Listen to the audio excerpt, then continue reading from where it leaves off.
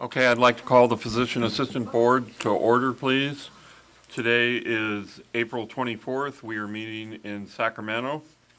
First order of business is roll call. Charles Alexander. Michael Bishop. Here. Jennifer Carlquist. Here. Sonia Early. Here. I'd like to call the Physician Assistant. Javier Escobar Acosta. Here. Jed Grant. Here. Catherine Hazelton. Here. Xavier Martinez. Here. Robert Sachs. Here. Mary Valencia.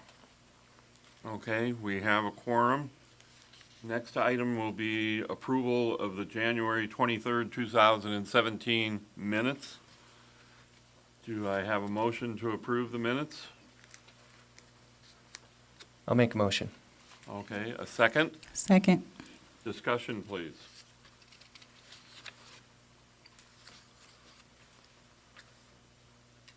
Public comment? Okay, there being no discussion, I'll call the roll for the vote to approve the minutes. Dr. Alexander, Michael Bishop, Jennifer Carlquist, Yes. are we still looking? No. Oh. Okay, I'm calling the vote. Yes. Okay. Sonia Early, Aye. Xavier Escobar Acosta, Aye. Jed Grant, Aye. Catherine Hazelton, Aye. Xavier Martinez, Aye. Robert Sachs. Aye. And Mary Valencia is not here, so can I get away with that? Calling their names? Okay. Yeah. So,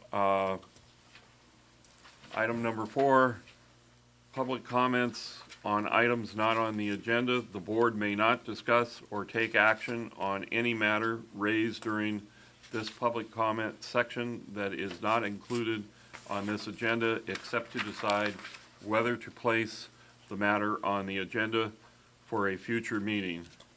This is Government Code 11125 and 11125.7A. Is there any public comment at this time? Okay, we'll go on to President's Report. I was fortunate to get to give lectures to the senior class at Ketchum University on laws and regulations, and actually also did USC. And I think I successfully terrified the students enough that they are aware that they need to know their laws and regulations. The other item on the President's Report is American Academy of Physician Assistants recertification and potential new certifying organization. I think it's safe to say that the American Academy and the current certifying organization, the NCCPA, are at significant odds with each other, and they will be working over the next couple of years to create a new certifying body which would be separate from AAPA, but would be a nationally recognized certifying body to give those seeking licensure as PAs a second opportunity or different opportunity. Any public comment on President's Report? Okay, that concludes my report. We will move on to the Executive Officer's Report. Good morning, everybody. Quick update on our end. We are very happy to welcome Sarah Fletcher to our staff. She is our new OT licensing technician.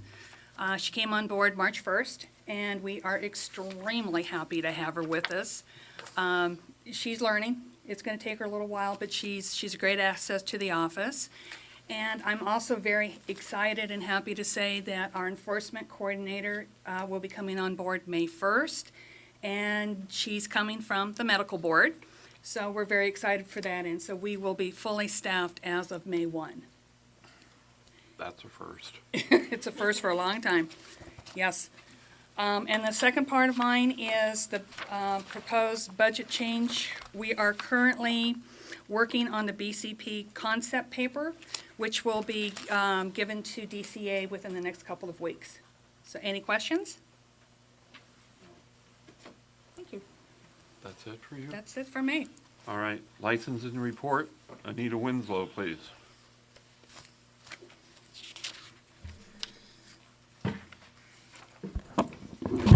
Good morning, everyone. From January 10th to April 10th of this year, we had 232 initial applications received. We issued 218 licenses, and we had 1,458 renewals.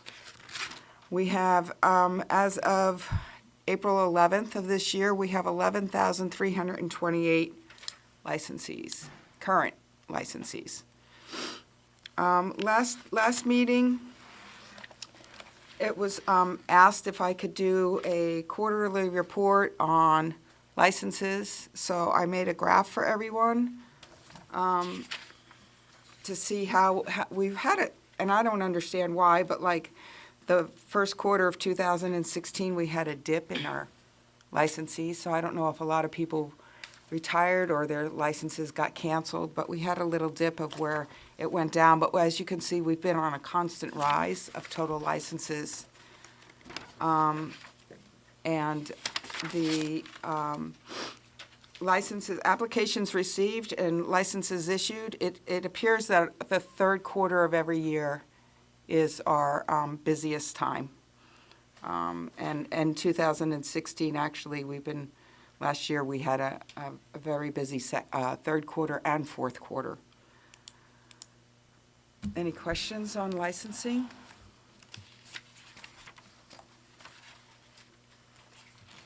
Public comment? Okay, I just have Bob, one. excuse me, I didn't get my hand up soon enough. I was wondering, with what we've discussed in the board recently about physician assistants perhaps being displaced by nurse practitioners in the workforce, I was wondering if anybody's doing any work or looking at whether or not all these PAs that are applying for licenses and such are getting jobs. I wonder if that could be, someone could consider putting that as a question on your licensing application. It's, just to know if people are indeed having more trouble getting jobs in the workforce now. I can, yeah, I'm not sure. I can look into that for you, though. Yeah. I could just answer anecdotally as a guy who works in PA education and tell you that it is extremely unusual for a graduate from PA school not to have several job offers. That's good news. That's anecdotal, but Sure. I know we get calls all the time from applicants. I already have a job. just need a license. They just need a license. Well, you just concerned me with some of the discussion here on past meetings, just to make sure that it was good job offers still. Could you just tell us what your average turnaround time is from the time of receipt of a complete packet to the issuance of a license? Okay, so initial application received, we're averaging 30 days for a license. Okay, great, thank you. okay, public comment? All right, we'll go on to diversion program activity. As of April 1st of this year, we have a total of 16 participants. 5 of them are voluntary and 11 of them are board referrals. Total intakes into the program from its inset is 144, and we've closed out 126 cases. And that's, any questions on diversion? Okay, public comment? Okay, thank you. We'll go on to enforcement. Okay, good morning. This, from January 1st through March 31st of this year, we have 6 probationary licenses that we issued. 2 probationary new applicants were put on probation. We filed 4 accusations. We currently we've initiated 12 new cases at the Attorney General's office. We have 50 cases pending. Cite and fines from last year, we still have 11 that are pending with, obviously, we didn't collect any more money this quarter from them. We have 57 current active probationers, 5 are told. We received 116 complaints, and 112 are assigned for investigation. Any questions? Go ahead. Question on the pending cases. Are these already in the actual costs that we've incurred for the fiscal year, or not? Yes, Okay. because we get billed monthly from both medical board, the investigative unit, and we get monthly billing from the AG's office depending on how many hours they have spent on what case. Okay, thank you. My question is, how are the people paying? Are they paying monthly or credit card or cash? Or what? Just if they are fined, either through diversion or, Diversion is different. okay, But when we get cost recovery from an application or an applicant who, or licensee, excuse me, who is put on probation, some of them, believe it or not, pay it all up front, and other ones come back and they do a payment plan. So we get payments monthly from probably the majority of them. okay, all right, thank you. I have a question. When you receive a complaint and it's assigned for investigation, that seems like a high number. What kind of screening process goes into the complaint to determine if there's merit, or is that what the investigation is? It starts in the CCU unit where the complaints are received. They're reviewed in there by the analyst first. Depending upon the complaint, then it goes to the medical consultant within the complaint unit. He will determine if it needs additional investigation. At that point, it's assigned to somebody in the field. And if the consultant determines there's no need for additional investigation, then it's closed It's at that closed point? out, yes. And I'm assuming we pay some sort of monetary value for that evaluation? We have shared services costs with the medical board, and we are billed accordingly. Okay. Thank you.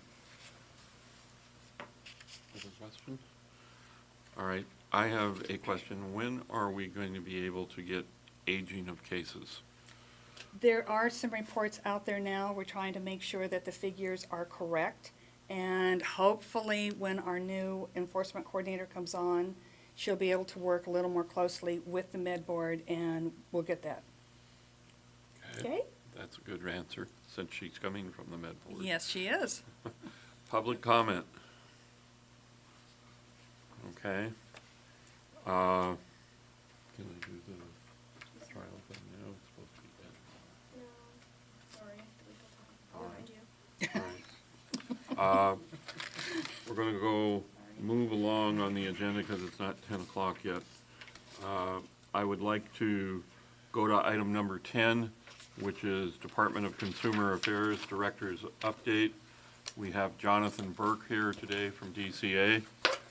And rather than make him stay all day, we're having him make his presentation now. Good morning. Good morning. That's very kind of you, but I'll be here all day regardless. So, pleasure to be with you. Good morning, President Sachs and members. My name's John Burke, and I'm a manager with DCA's Board and Bureau Relations team. It is good to see you again. Thank you for always for the opportunity to update you on the department's affairs. In February, Governor Brown appointed Alexis Podesta as Secretary of the Business, Consumer Services and Housing Agency, where she has served as Undersecretary since 2015. Also in February, DCA Director Awet Kadani accepted a new opportunity. Governor Brown appointed Dean Grafilo as Director. Prior to his appointment, Director Grafilo was Chief of Staff to Assemblymember Bonta since 2012. This is a homecoming for Director Grafilo, as he was formerly a commissioner on the Athletic Commission. Director Grafilo joined the department on March 20th, and we are very excited. Your EO will be receiving an invitation for a meeting with Director Grafilo very soon. The department will host its next Executive Brown Bag Gathering next Tuesday, April 25th, tomorrow. As you may remember, the Brown Bag Gatherings are an opportunity for executives throughout the department and boards to network and collaborate on issues. Tuesday's agenda includes a presentation on how to constructively manage difficult confrontational conversations, as well as a panel discussing the regs process. We'd like to thank EO Forsyth for always joining us for these gatherings. Looking forward to May, the Governor's proposed changes to the 2017-18 state budget, also known as the May Revise, will be announced in early May. The deadline for the legislature to approve the state budget is June 15th.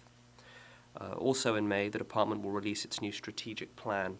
Like the board's strategic plan, the department's executive team developed it with the assistance of Solid, and it outlines DCA's goals and objectives for the next 4 years. When the new plan is released in May, we will email it to all board members, so please be looking out for it. I'd like to now provide a brief update on the Breeze system. Since January, 57% of renewals were completed in Breeze. Licensees who submit renewals online enjoy a quick turnaround, with 99% of Breeze renewals having a processing time of 1 day or less, compared to the paper renewals, which are processed in approximately 1 to 2 weeks, assuming the application is complete.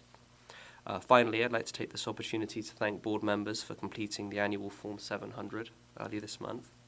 And also I'd like to remind you that 2017 is a mandatory sexual harassment prevention training year for the department. This means all employees and board members are required to complete this training in 2017, even if it was completed last year. The training is online, interactive, and can be completed at your convenience. If you have any questions on this or any other required trainings during your tenure as a board member, please contact Board and Bureau Relations. This concludes the DCA update. I'm happy to answer any questions you may have. Thank you. I just wanted to say kudos to the team who helps with the Form 700. I kind of messed mine up, and they were incredibly helpful. It took a couple days to get it straightened out, but they were always right for me. They answered my questions quickly and took care of it. So please send that feedback back. They were very good. Fantastic. I will do that. Thank you. Further questions? Public comment? Thank you, John. Thank you very much. Okay, bouncing around again.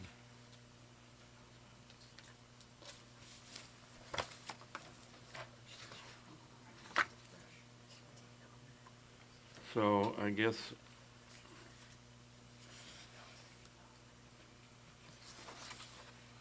we will go to item number 7, discussion and possible action regarding amending the Physician Assistant Practice Act and regulations to address provisions that may no longer be relevant. Just in looking over our laws and regs booklet, there are multiple regulations that are older than some of the members on this board. And years ago, we had a separate license for supervising physicians. They had to pay a fee every 2 years. There were fees for training programs. There were approval fees. So I had Lynn look up some of the regulatory part, at least, to see if there's some way we could get these out of our reg book and possibly even look for more in the future. There is one reg that is listed on the agenda and in your packet, 1399-545, supervision required. That was in there by error, unfortunately. That would have done away with all of our supervision requirements. And one of the other ones is program fees. We used to charge programs a fee every year to continue as a PA program, and we no longer do that. So I'd like to ask our council what the best way would be to work on getting rid of some of these antiquated rigs. We would do it the same way that we are doing the other repeal of regulations. So we would just have to start the process. Anita, lucky you. Yes.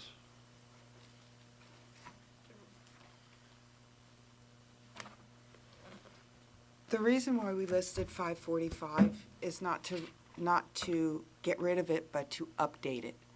I thought this was part of, we wanted to update, not just find out which ones we wanted to repeal, but which ones we wanted to update as well. And in 545 subsection 3, it talks about the supervision protocol set between the supervising physician and the PA. And it is not conformative. When we redid Statute 3502 and 3502.1, we gave the supervising physician 3 different options on how to review charts, and that is not reflected in this particular regulation. And I had it listed in here, wondering if you wanted to update subsection 3 to reflect the different ways that they can review charts besides just the 5% that they have listed here in this section. And that's the reason why it was in here, not actually to get rid of it, but to update it. Just to be on the same page with you, you mean E3, right? Yes, ma'am. Okay, just making sure, so. Yeah. Yes, Okay. sorry. Oh, that's okay. Okay. Public comment, further comment from the board members? Yes.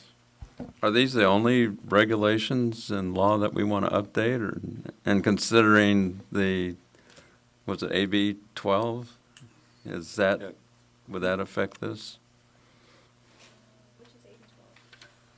Are you talking That's the about the entire bill that update. would require the board to review all regulations for anything that's inconsistent, overlapping, what have you? I mean, that would affect this only if it passes. So, I mean, I think that this is generally a good practice, so long as it doesn't take an inordinate amount of staff time. One question that I had actually is about how staff tracks new legislation and how it affects regulations. So is there a process at the end of each legislative year when you get, a listing of new laws and then go back to the regs to see how they need to be changed as a result? Yes. Okay, great. So then you're current as much as can be? As much as can be. Okay. Yes, my question would be, would any of these qualify under a Section 100 change?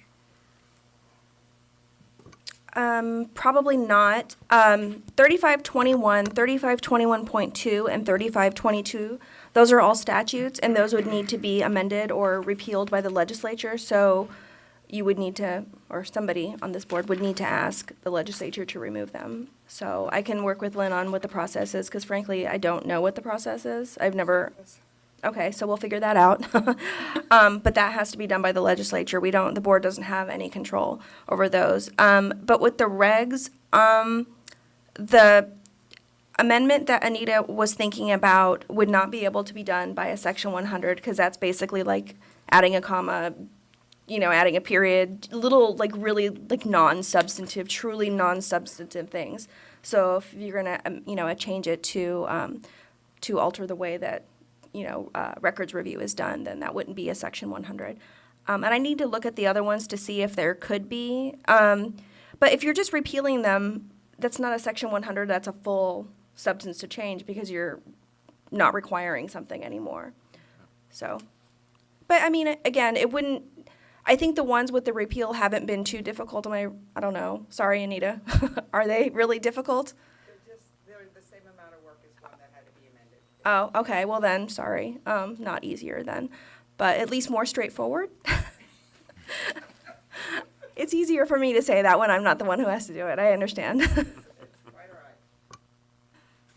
Okay, I just want to clarify, these are in addition to the list of other regulations we talked about the last meeting, correct? yes. Yes. Would it be possible maybe for the next meeting that we had a comprehensive list of the regs that we're changing so we could see them all in one place? Are you talking about the ones that are already being worked at? Yes, just so we have an update of all of the regs that were, It's, Anita's doing her update later. yeah. okay. I thought. I can make sure that there's a list in the packet, sir. Is that what you're asking? I'll make a list in the packet so that you can see which regulations and where I'm at each one. That- Put that list in the packet. Correct. That'd be, Happy to do that. thank you. Just so we don't have to search around for which one is where and what state of change. Okay. I would add to that, when I was reviewing the agenda this time, and I've thought this with prior agendas, that it'd be really helpful to understand the context for some of these proposed changes. If there's just a brief memo or spreadsheet or something that indicates, why, even what you told us here about the supervision of charts, right? That, or that we would have just even a sentence or two to understand the context of what we're doing. All right. It'd be really helpful. A brief summary of each one in the packet? Yeah, and it could be, a brief summary of why we're doing it would be helpful. And even if there's, I don't know if there's some sort of like status tracking that might get to what Jed was talking about, just a spreadsheet that shows where we're at. I have a checklist that I do when I'm at different stages in it. I'm happy to include that information in the packet for you. And I mean, we don't need to know all the details, but I think just the top line of, like, this is close, this I've tabled, what have you. Thank you. To the board discussion? Public comment? Okay. So let me just ask a question really quickly. So does the board agree with the staff coming back with changes for 1399-5453 so that the board can review it? Yes. I kind of think we need to look at that more, because that wasn't even, the update was not Okay. even discussed. Okay, so maybe at the next meeting, we'll have something really detailed and, okay, I'll work with Anita on that. She and I can come up with something for you guys. I just want to make sure I'm understanding correctly. So what you're talking about for this change is just making this section compliant with the prior changes you made from SB 337, right? So it's just a compliance issue so that they all say the same thing? Yeah. Okay. All right, I'm bouncing around at time. You're okay. Okay, so I can announce at least that we are going to table item 11, which is a presentation by Virginia Harold, the Executive Officer of the California Pharmacy Board. We had a perception last week that the agenda was going to run way long, and we requested Virginia to come at another time to make her presentation, and she was agreeable to that. Be the next meeting. She San Diego. She's gonna fly to San Diego? Yes, she knows it's San Diego, yeah. Cool. So I guess she'll be at our August meeting in San Diego then.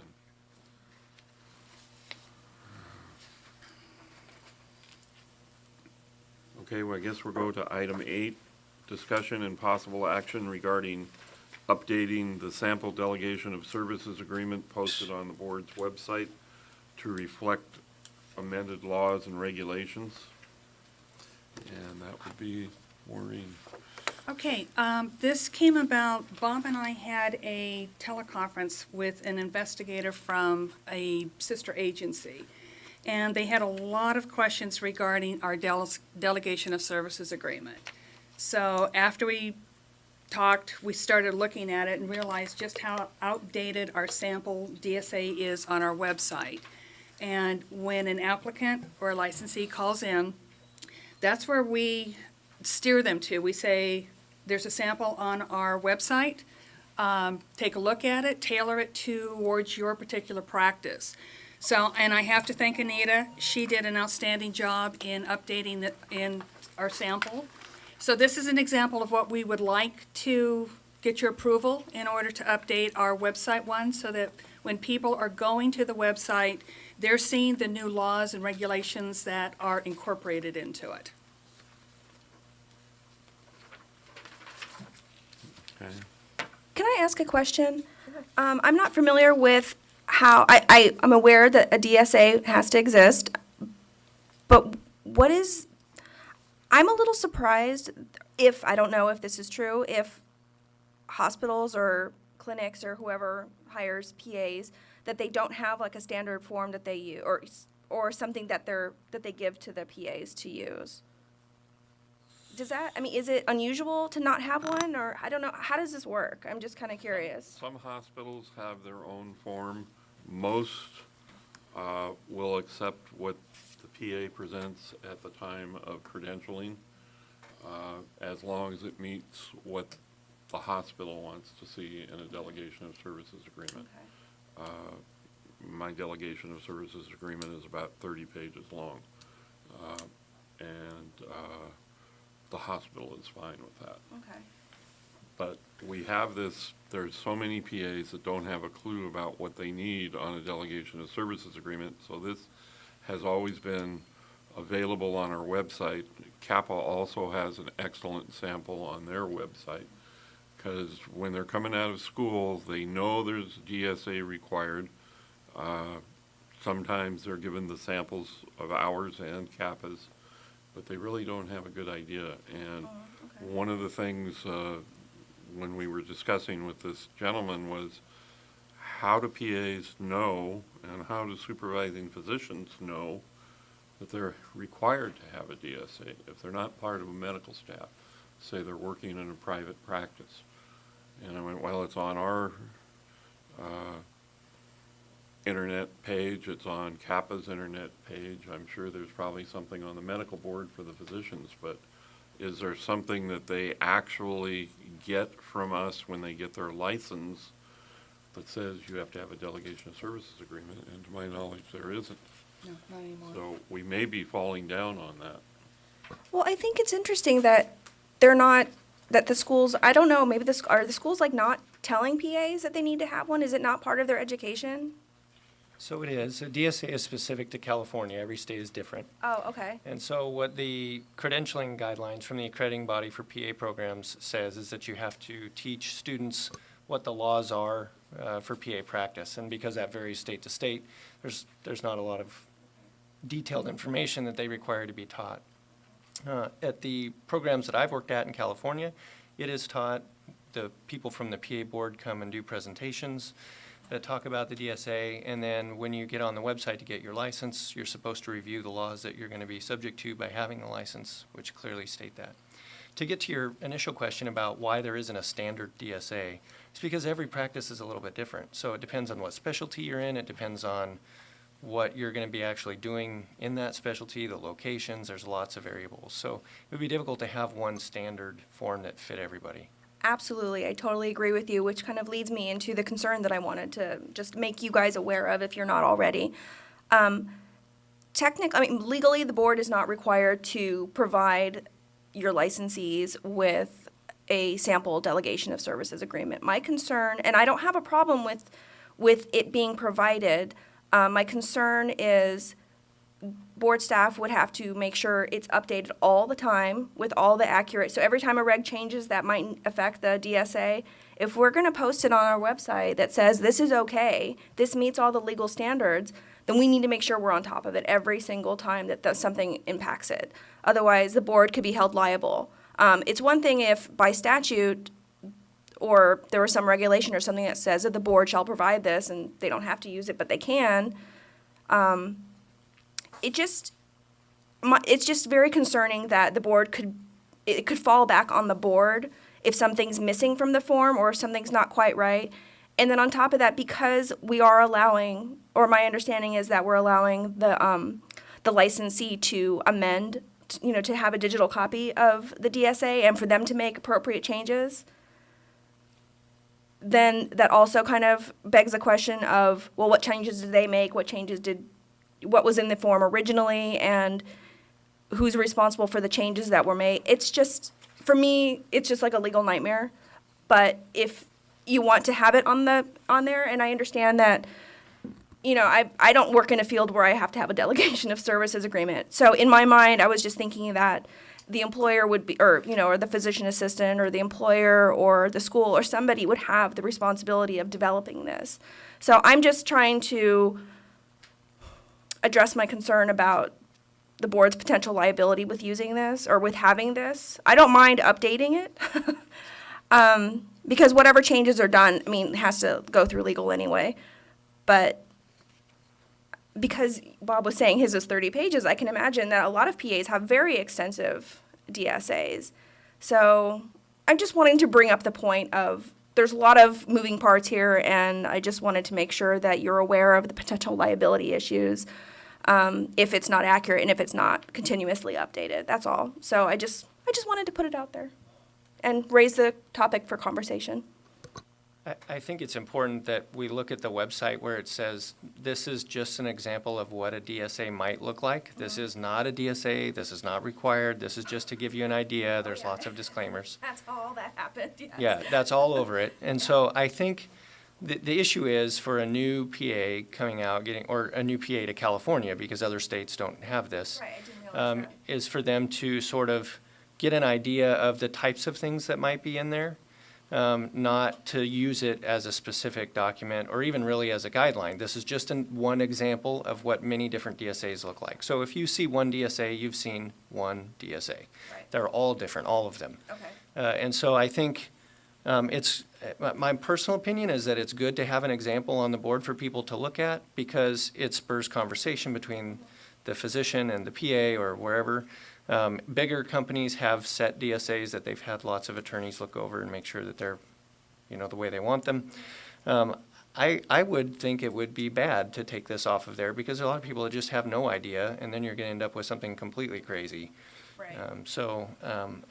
That's just my 2 cents. Yeah, no, and I'm fine with continuing to have it. I just wanted to, because I don't work in the field. I don't know what the reality is. So I understand if the board decides, hey, we want to put this out there for our people. Okay, fine.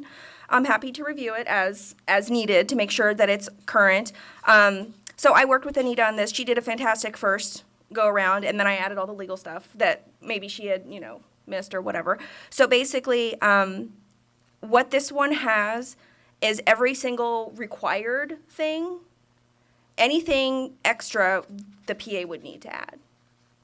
So at least so basically it may have a lot of things in here that some PAs don't even care about, but at least it's in here and they can always say NA, not applicable, not applicable. But at least all the legal stuff that's required by statute and with the current regs is in here. So I'm fine putting this on the board or on the website. I just wanted to open the conversation. So if you have changes to the sample, please let me know and we can continue to work on it. I really see both of your points of view. I think it's a bit of a dilemma. I'm wondering if there's an in-between path for us to consider taking here where we don't actually show a sample DSA, but we prepare a clear and thorough checklist in a plain language checklist that makes it really easily accessible to people to know what types of things need to be included in a DSA so that they can very easily draft one themselves.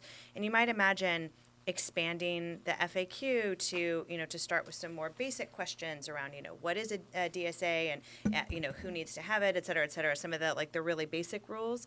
And then shifting into a checklist of, as you prepare your DSA, here are some things to consider. And then, a checklist of these are, sample sections you might want to include or the types of questions you might want to ask and list a lot of what's in here without necessarily giving the full form. Yeah, I agree very much with that. And I did look up the medical board part of this, and it really doesn't say much. It has it actually is only talking about physician assistants in the context of medical spas. And if you read down further, you do see some guidelines. However, it basically says refer to the physician assistant committee website.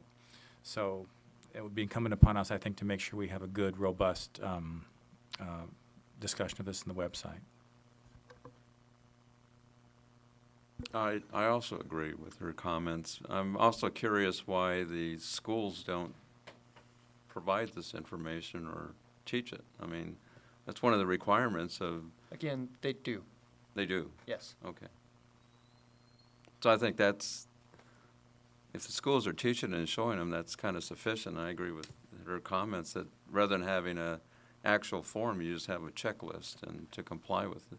The problem with having a checklist then is if that checklist is not current or you miss something or you misinterpret what the checklist requires, then you're telling them this is what you have to have.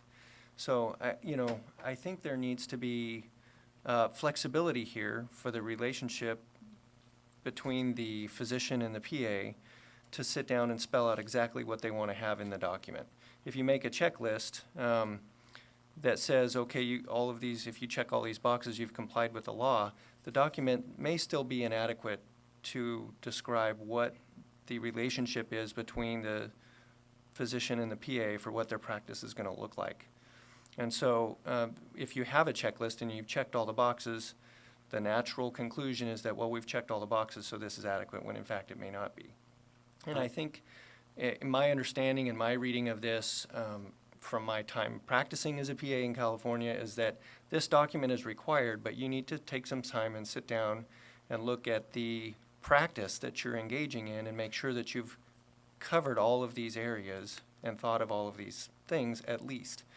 And so from that perspective, I think that having an example document there is good. I don't think a checklist is bad, other than to say I think it might create a little bit more liability, because once you've checked all those boxes, you can say it's done and you may not have covered everything. So I think less is more is what I'm trying to say here. You know, you give one example and say, you guys work it out, here's an example.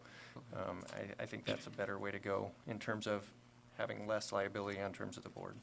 I agree, but I don't think the intent was to make an exhaustive list. I think the intent is to say, these are the bare bone requirements Right. that must be present, and this needs to be fleshed out for your specific circumstances based on your employer and your specific needs. But I think she was just intending, if I'm not mistaken this, for the bare bone requirements, this is the minimum number of things you have to consider.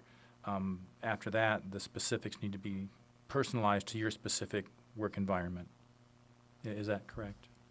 Sure, and it might even include things like, you know, here are additional questions that you may want to consider together, and it's more open-ended. You know, are there special circumstances in this realm or that realm or what have you, where we're not in any way dictating anything, but suggesting that actually additional discussion and customization should occur. Right. I actually like both ideas where maybe we can marry the two, similar to a tax form where you have the document, and then if you want to turn over to get additional information, like you mentioned, it gives you detail. This is probably where they should go, you know, things like that. So I actually like both ideas. So How do you feel also about, with all of these things, the updating the frequently asked questions and having a checklist and having a sample, also including the applicable B&P code sections and the applicable regulations, so that if somebody is so inclined, it's right there, they don't have to search for it, and then they can just look at it and see, what are the requirements really? Because I'm a nerd and that's what I would do. So, Like that. Does the board agree with having something like that along with all these other things, just to make sure the PA does have a really good understanding of what's required? I would say, though, I'm not sure that linking to code and reg gives a PA a good idea of what's required, because most of them, most people, normal people, don't. We're not normal. And I'm offending myself as well as you in that. Don't break that down. Yeah. Well, I mean, I think what I would suggest is we could certainly link to those things or even provide them, but what's more important is to have a plain language interpretation of what those mean. Right, so this would be along with, it wouldn't be a standalone, here's the statute, here are the regs, you go figure it out. It would be along with whatever else the board wants to provide and how they want to provide it. I just think that maybe there might be a handful of PAs out there who might find it helpful, or maybe, you know, I don't know. I potentially they might want to hire an attorney or have their sister or brother who's an attorney look at it, you know, and so I just, you know, more information I think is good. But also a plain explanation also is very helpful, which I think we can expand the FAQs to do that. So, and Anita and I can work together on that. Well, it certainly does no harm to have one or two lines at the end of the whole document to say, for the original legislation, refer to BCP, blah, blah, blah. That way it covers it, and it's innocuous for those like me that would ignore it. Good discussion. Public comment?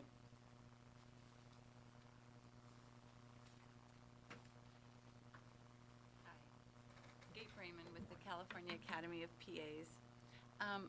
A little over a year ago, we sat in Mike Scarano's office. He had retired, but he came to join us to look at the Delegation of Services Agreement along with Rick Reifenbach.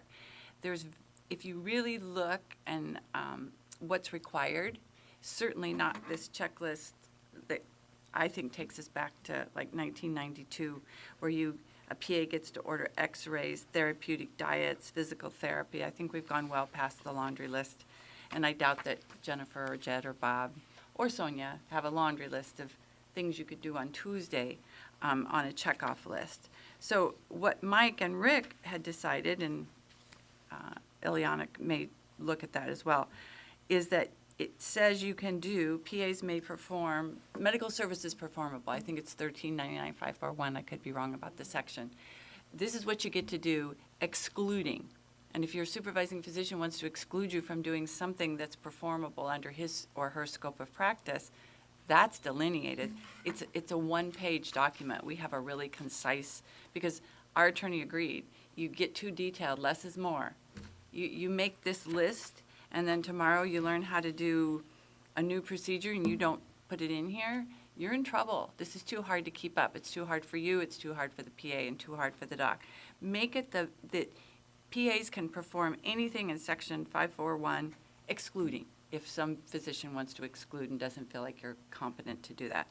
It's very concise, it's on our website, it's 2 paragraphs, it's 1 page, 2 paragraphs, and then later you can add things. But the laundry list just kind of sets us back to where we were so many years ago when people didn't know what PAs could do and they were allowed to do a diet consultation. Would you mind sending that to Lynn? I will. And so she and I can talk about it and Yeah, see if it's there's just, a way to incorporate part of it? and the way he did it was he just read the bare minimum that was required by law. We're not saying this is what you should have. We're just saying this is the bare minimum. Now please go talk to each other and develop something. But we weren't willing to do more than the bare minimum as well for all the reasons that you've talked about. Okay, thank you. Further discussion? I just want to clarify something. I think that was a really terrific suggestion, and just want to make sure, as we're using the term checklist in a couple of different ways, that that I don't think we should be providing any sort of specific checklist of, include whether you can, I don't know, conduct an X-ray or do whatever, but that it would be, in our checklist, include either which services are allowed or which services are prohibited. So that it's more open like that. I think that's the problem with the example here of the updated document, is that it has a lot of checkoff items of things to do that is sort of archaic.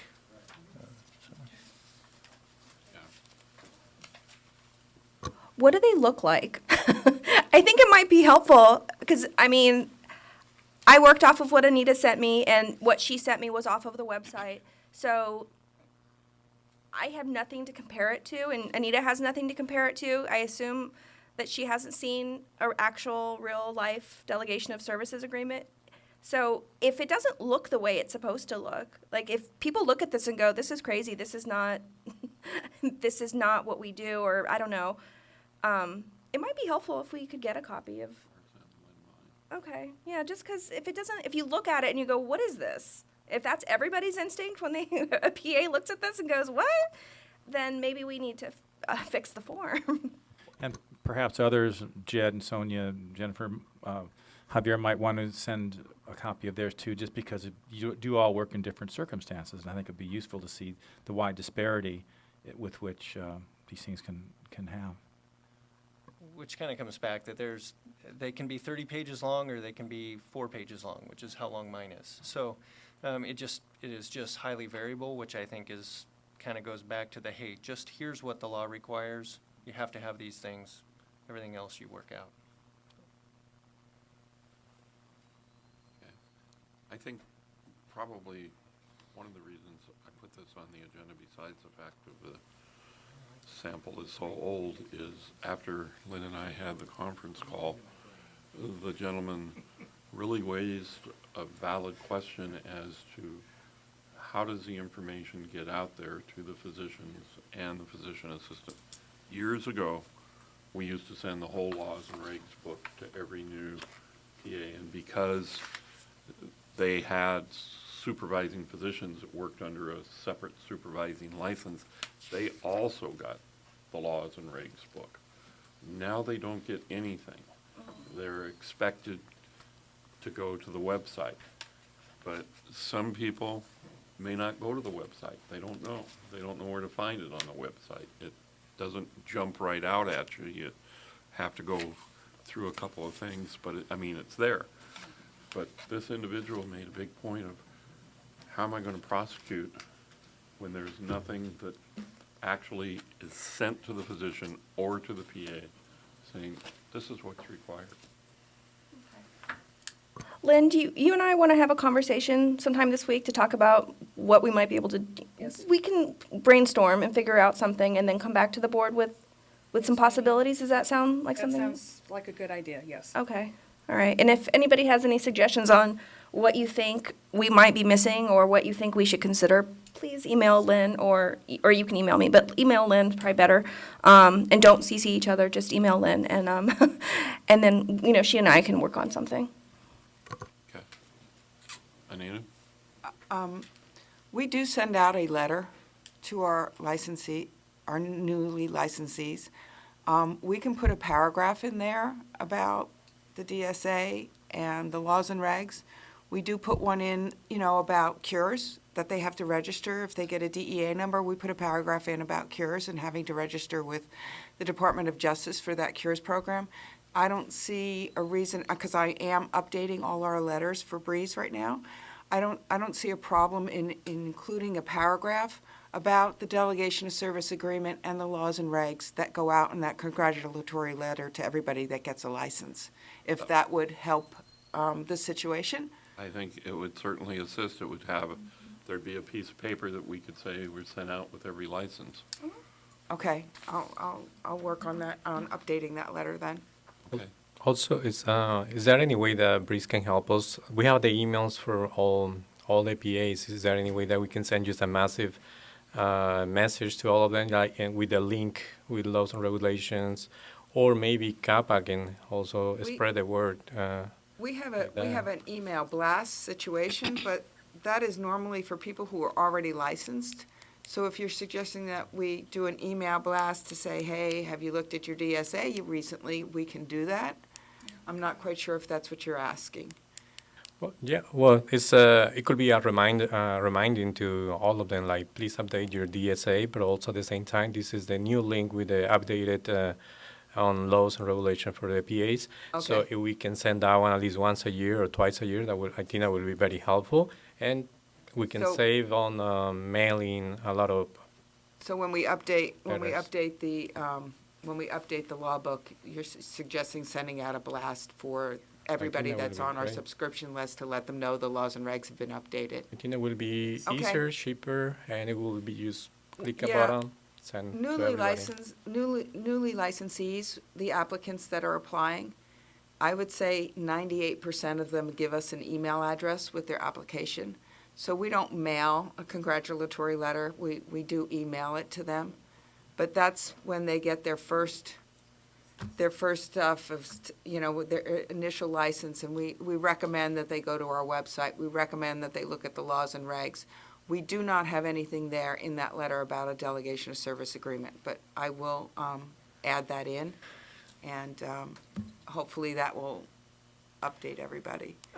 I think we have to remember that when a licensee signs for the license, they are signing that they understand they're subject to the laws and regulations in the PA Practice Act. I think it's a little silly to have to send them additional reminders, don't forget about this particular provision and don't forget about this one.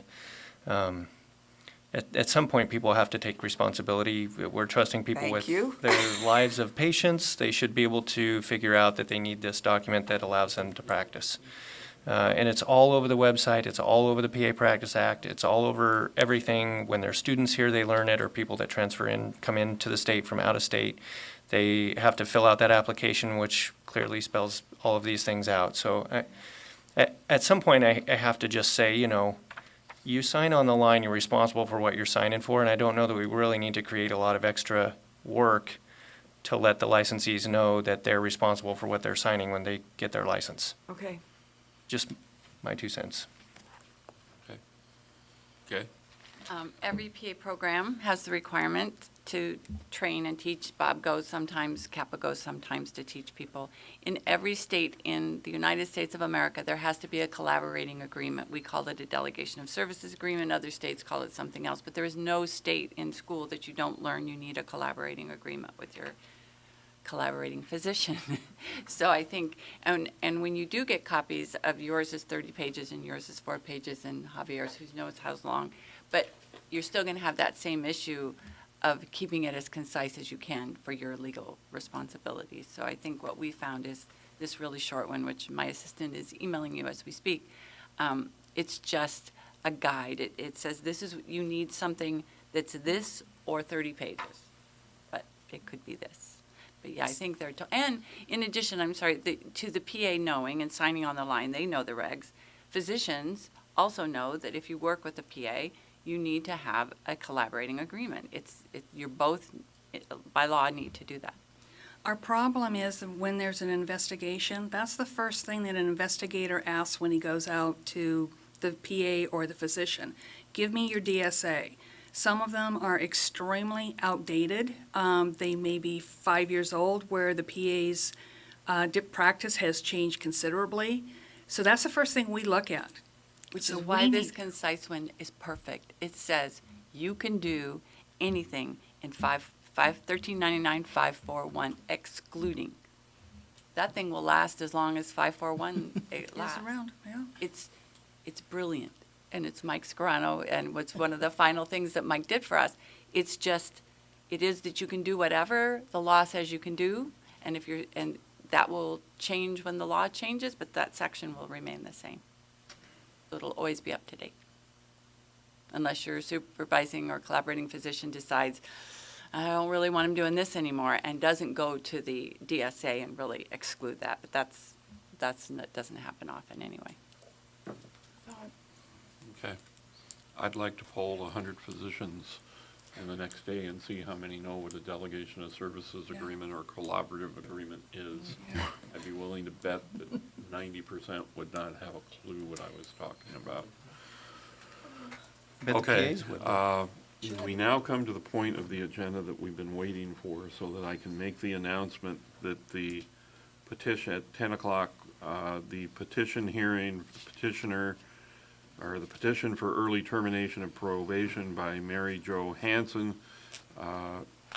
She and her attorney contacted us on Friday and decided not to make an appearance today and have a administrative law judge hearing, so that is canceled. So they asked to not have the hearing? Is that, I want to make sure I understand. What happened was Wednesday, I had received an email from Ms. Hanson indicating she was not going to be in attendance today.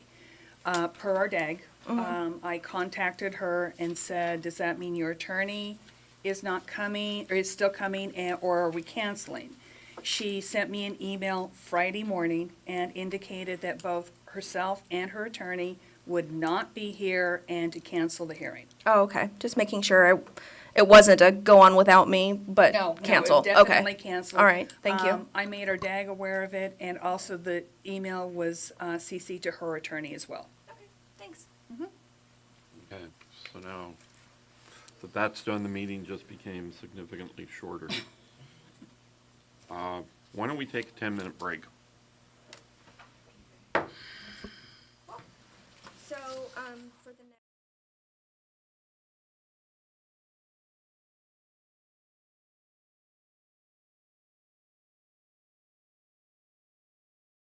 Okay, I'd like to call the Physician Assistant Board back to order.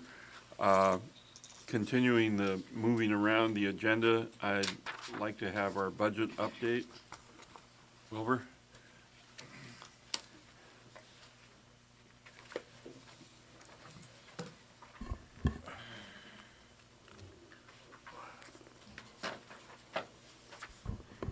Can you hear me? Everyone? All right. Good morning, ladies and gentlemen of the board. My name is Wilbert Rumbawa, and I will be here to give the update on the board as of their projections as of February 28th. And please feel free to ask me any questions. after I finish updating everyone. So as of February 28th, the board's expenditure projections are at $1.7 million.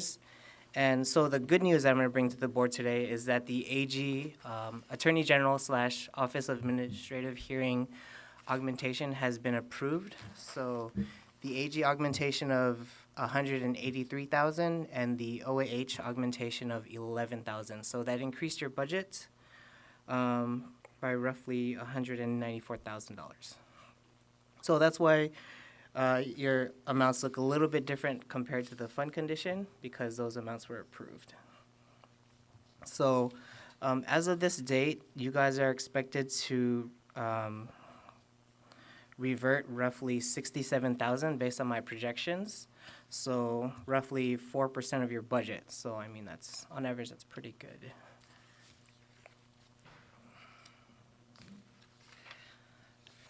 And let's see.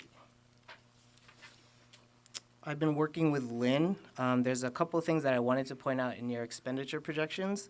So on the line item that says CNP Services External, it looks like the expenditures are at 112,000, but then your projections are 42,000. The reason that your projections are lower than your actual expenditures are the fact that I've worked with Lynn and we looked at the Maximus contract, and it doesn't look like you are going to expend the full amount, which is roughly 85,000 of that contract. Year to date, it looks like you guys have only spent 4,000. So, you know, at the end of the year, what we can do is we will be liquidating the amount that you guys don't spend for that contract. So that's why that projection is a little bit lower than the actual expenditures, because we have to keep it in there as an encumbrance, as a promise that we will pay it. But at the end of the fiscal year, if you don't use it, you know, we can put it back into your fund.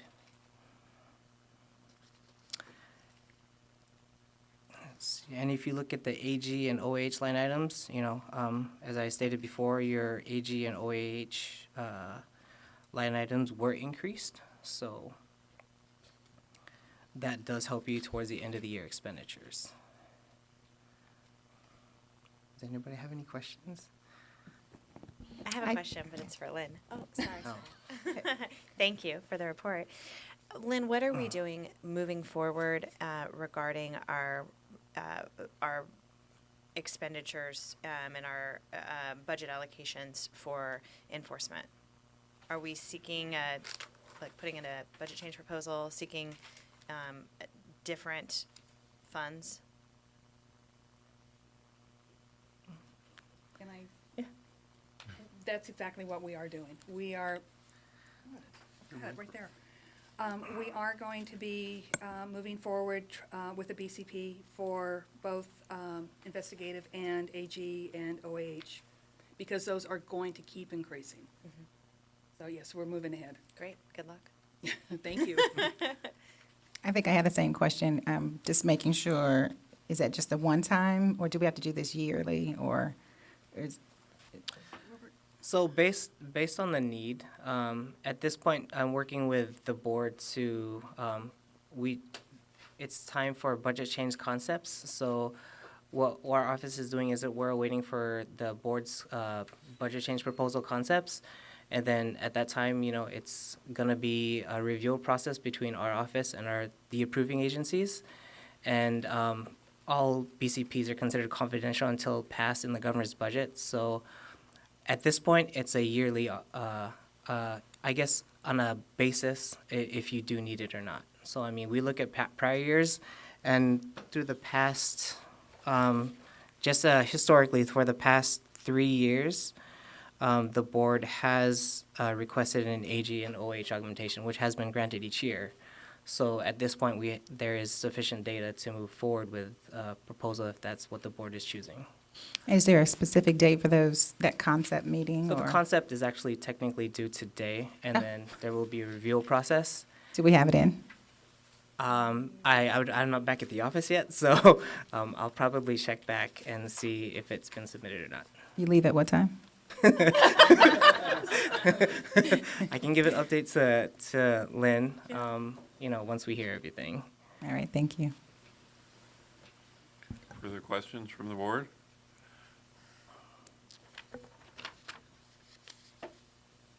No, I don't. I No? don't have any questions. He's trained us well. All I did was moving him from that end down to this end. The nameplate was here and I sat down, so. Okay. Public comment? Okay, thank you very much. All right. Thank you, guys. Okay, we are going to go now to Legislative Committee. Catherine's got a lot to talk about, so I figured we'd get this in before lunch. We'll try. I think we will. So I want to give thanks to Mary, who is not with us today, but she is currently the vice chair of the Legislative Committee, and she reviewed this spreadsheet that you all should have in front of you. Does everyone have a copy of the Legislative Committee spreadsheet? Yeah. Okay, and if anyone in the audience needs it, it's in the back. So we've got 16 bills that are on the list here. There are some that I'll flag for us to discuss. There are others that I just want to very briefly review as an FYI.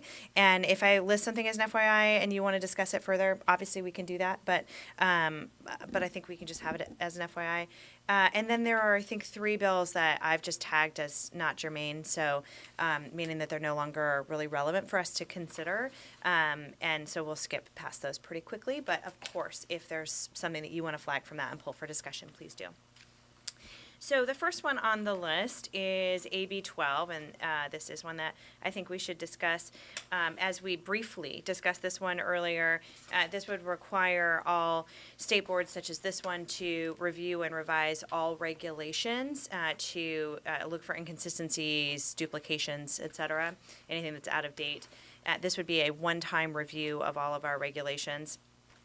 The first question that I have here really is for staff about what would be the burden on the staff of complying with this if it were to pass.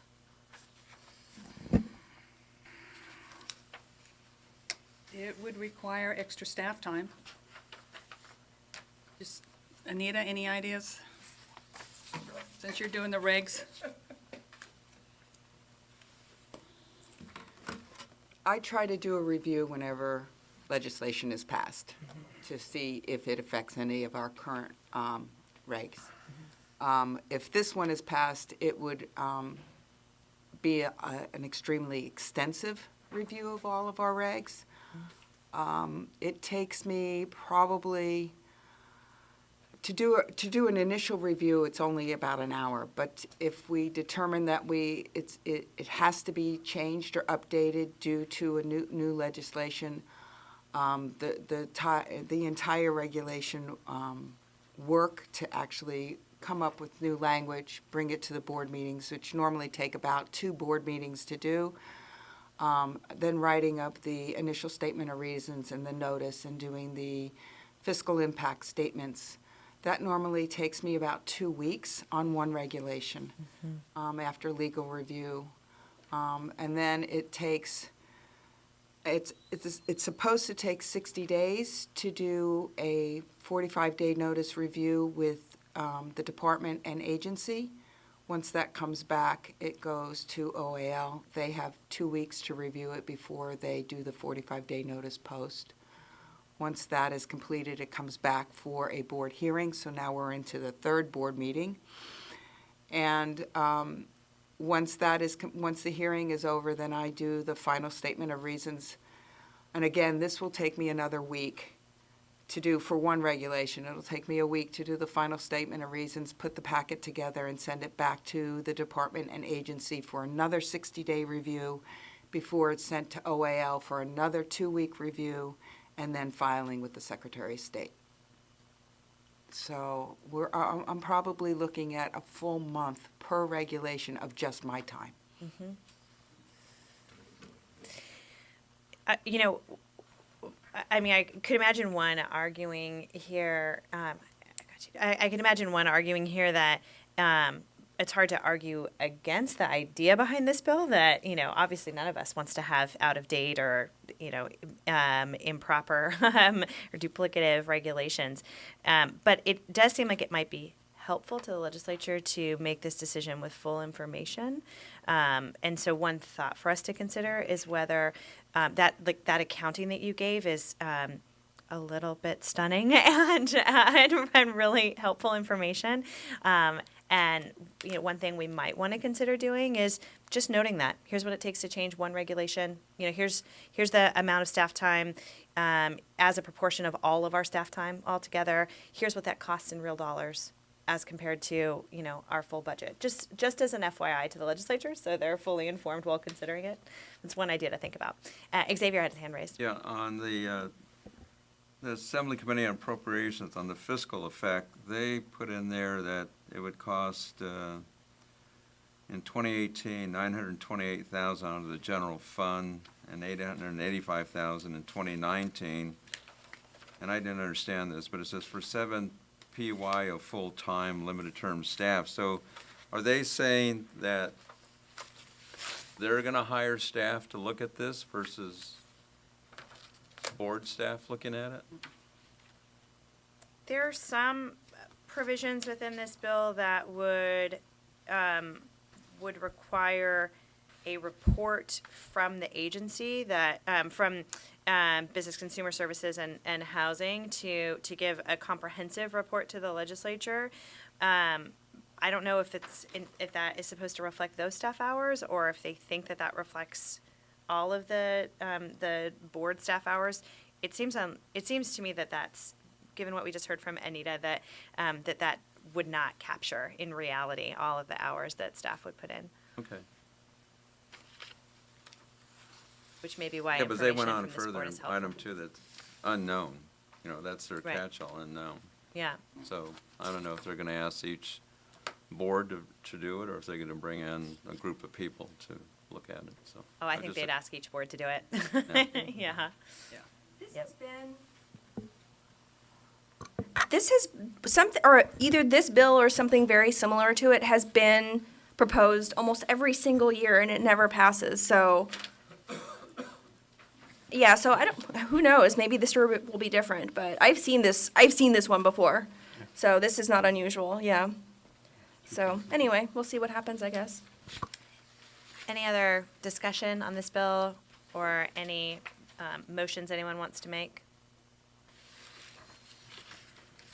I just had a question based on Anita's information. If it ties in at this time, with our new staff coming on May 1st, will that help in that? No. Okay.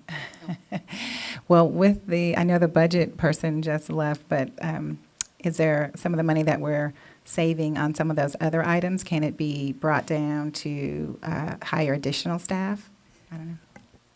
We would have to take a serious look at it. We are going to try to change our part-time position, which is currently licensing, to a full-time position. Budgets has talked to me also about hiring another individual, but it would be for probation monitoring full-time. So this is something that has not been discussed, and I would have to talk to Wilburton to see just how we can do it or if we can do it. Thank you. I would just comment that we're doing some of this already, which I think is good, sort of a proactive approach. And if this bill makes it, then we'll maybe have reduced some of our workload for what the bill would require by doing it a little bit ahead of time. That's my only comment.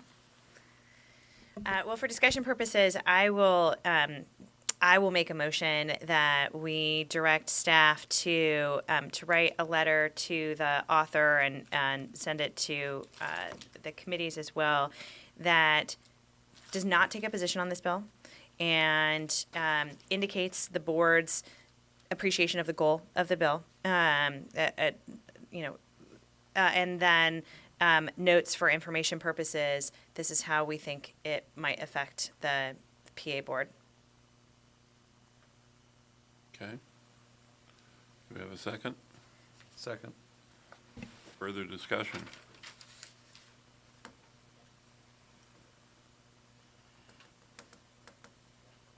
Public comment?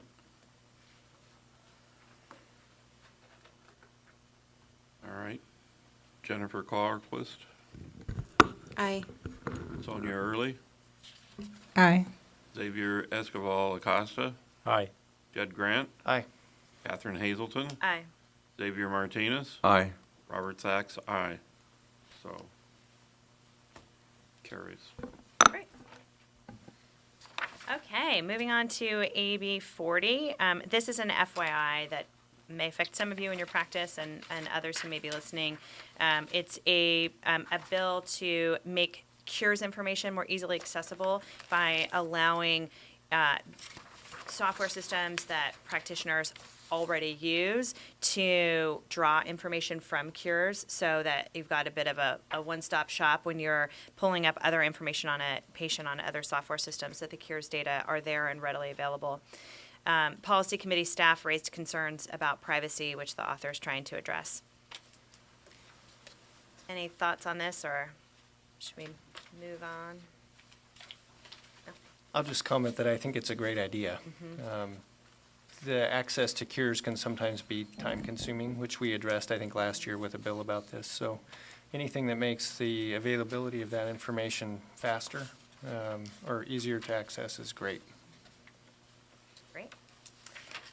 The next bill is not especially germane to our conversation. It's about making sure that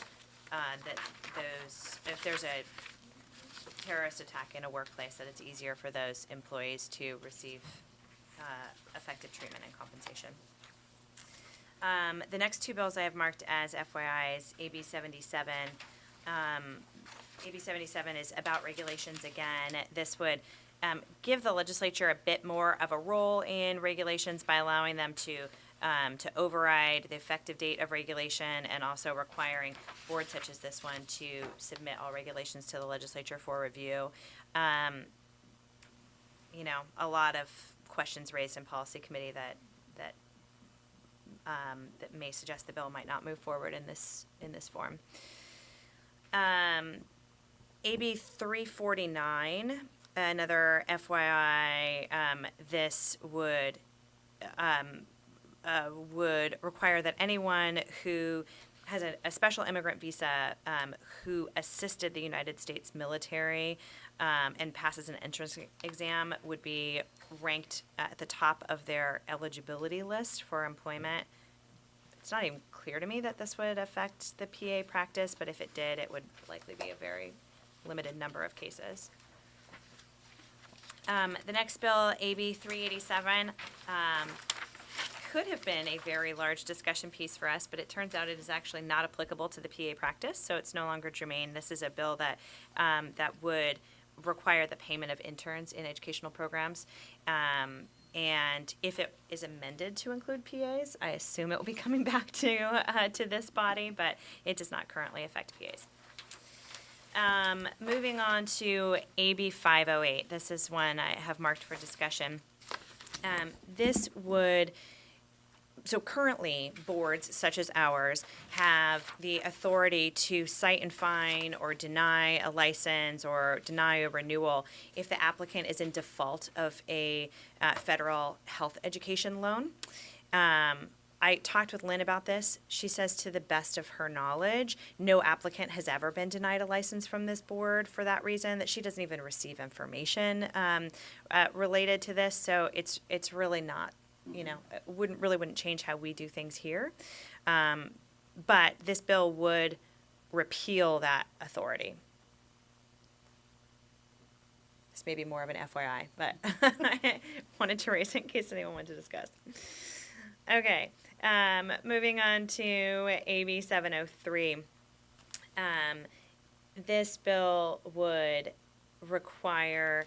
I'm sorry. Yeah. Can I go back to 508? I just want to make sure I understand. Is it similar to, like, if you get a parking ticket, it goes to the DMV, and then the DMV charges you more? I mean, in AB 508, how do the two systems come together? Well, it's interesting because I was surprised actually when Lynn said that she doesn't actually receive information about Right. this. So I mean, apparently some boards are receiving information, and I don't know how that happens. Currently, the only information that we receive or we see is if, is child support. Okay. Then it goes to Family Support Services at DCA, who revert the license back. They actually give them a 150-day license. That's how we're informed. Then we get notified by DCA that this is happening to our applicant. Wow, okay. So, and then in that language, they didn't mention how the two systems would, because our systems don't coincide with another system, so I was just curious about that. Well, it could be that some boards do a criminal background check, which, and it would, or excuse me, a credit check, which would likely turn up information like this, and I assume we don't do that. Do not. Right, so maybe that's where they're pulling their information from. I don't know, but it's not that relevant to our board since we don't pull that Right. information. All right, thank you. Yeah. Okay, so the next bill, AB 703, is one of two bills in this vein that make it easier for those associated, actually, technically three bills that make it easier for those associated with the military to become PAs. So this would grant a fee waiver to the spouse of anyone who is an active duty member of the armed forces. And this would just be for initial license, not for renewal. There's another bill that you'll see later on the docket that would allow, that would similarly provide a fee waiver to any honorably discharged veteran who is seeking their first license. Last year, we looked at a very similar language regarding honorably discharged veterans. Staff estimated that that might be 10 people a year, that it might cost the board $2,500, and consider that minor and absorbable. With this bill regarding applicants who are married to an active duty member of the armed forces, Lynn, do you have any way of estimating how many licenses that might affect? It would be very minimal. We get a few, there's not a big rush. So maybe 10 a year, 12 a year at the most, so. We get a little more spouses applying for licenses than we do actually honorably discharged or current military.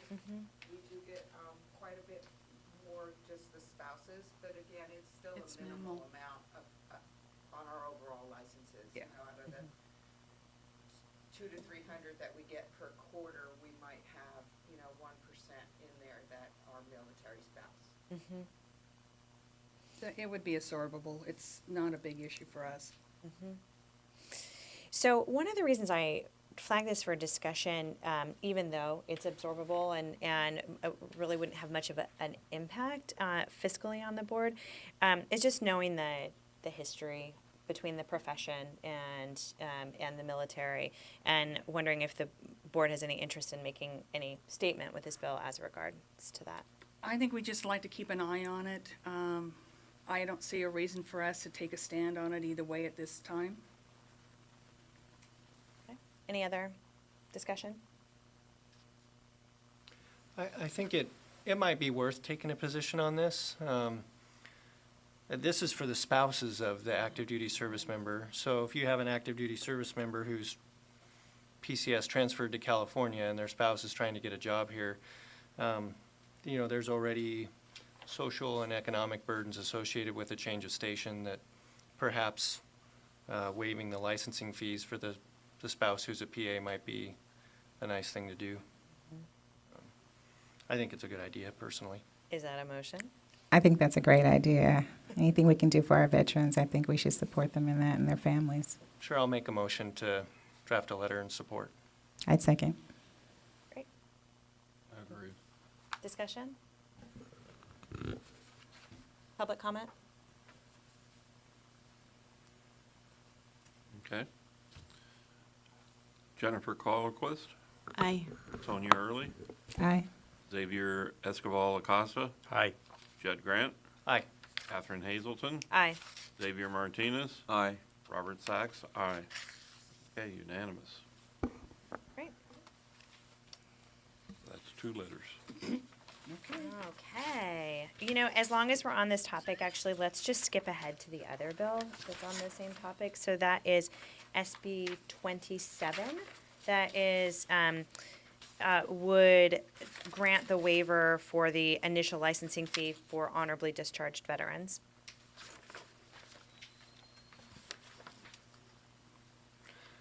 Is this, my only question on this bill was, I think it sort of changed the definition of a veteran, right? It included, am I thinking of something else maybe? This should not do anything to change the definition of a veteran. This is. what- SB 27? So, Maybe I'm looking at the wrong one.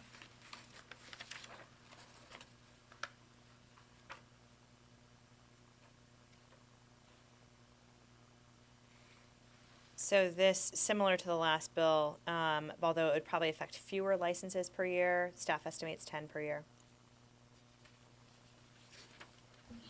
I agree. I mean, well, again, I think we should waive it, so anything we can do for our service people. Is that a motion to send a I letter? would. In support of this bill? Yes. Okay. Is there a second?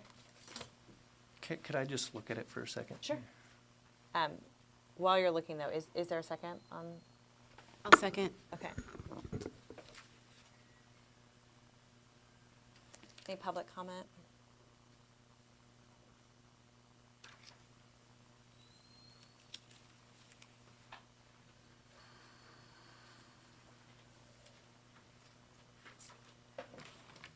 I have a comment.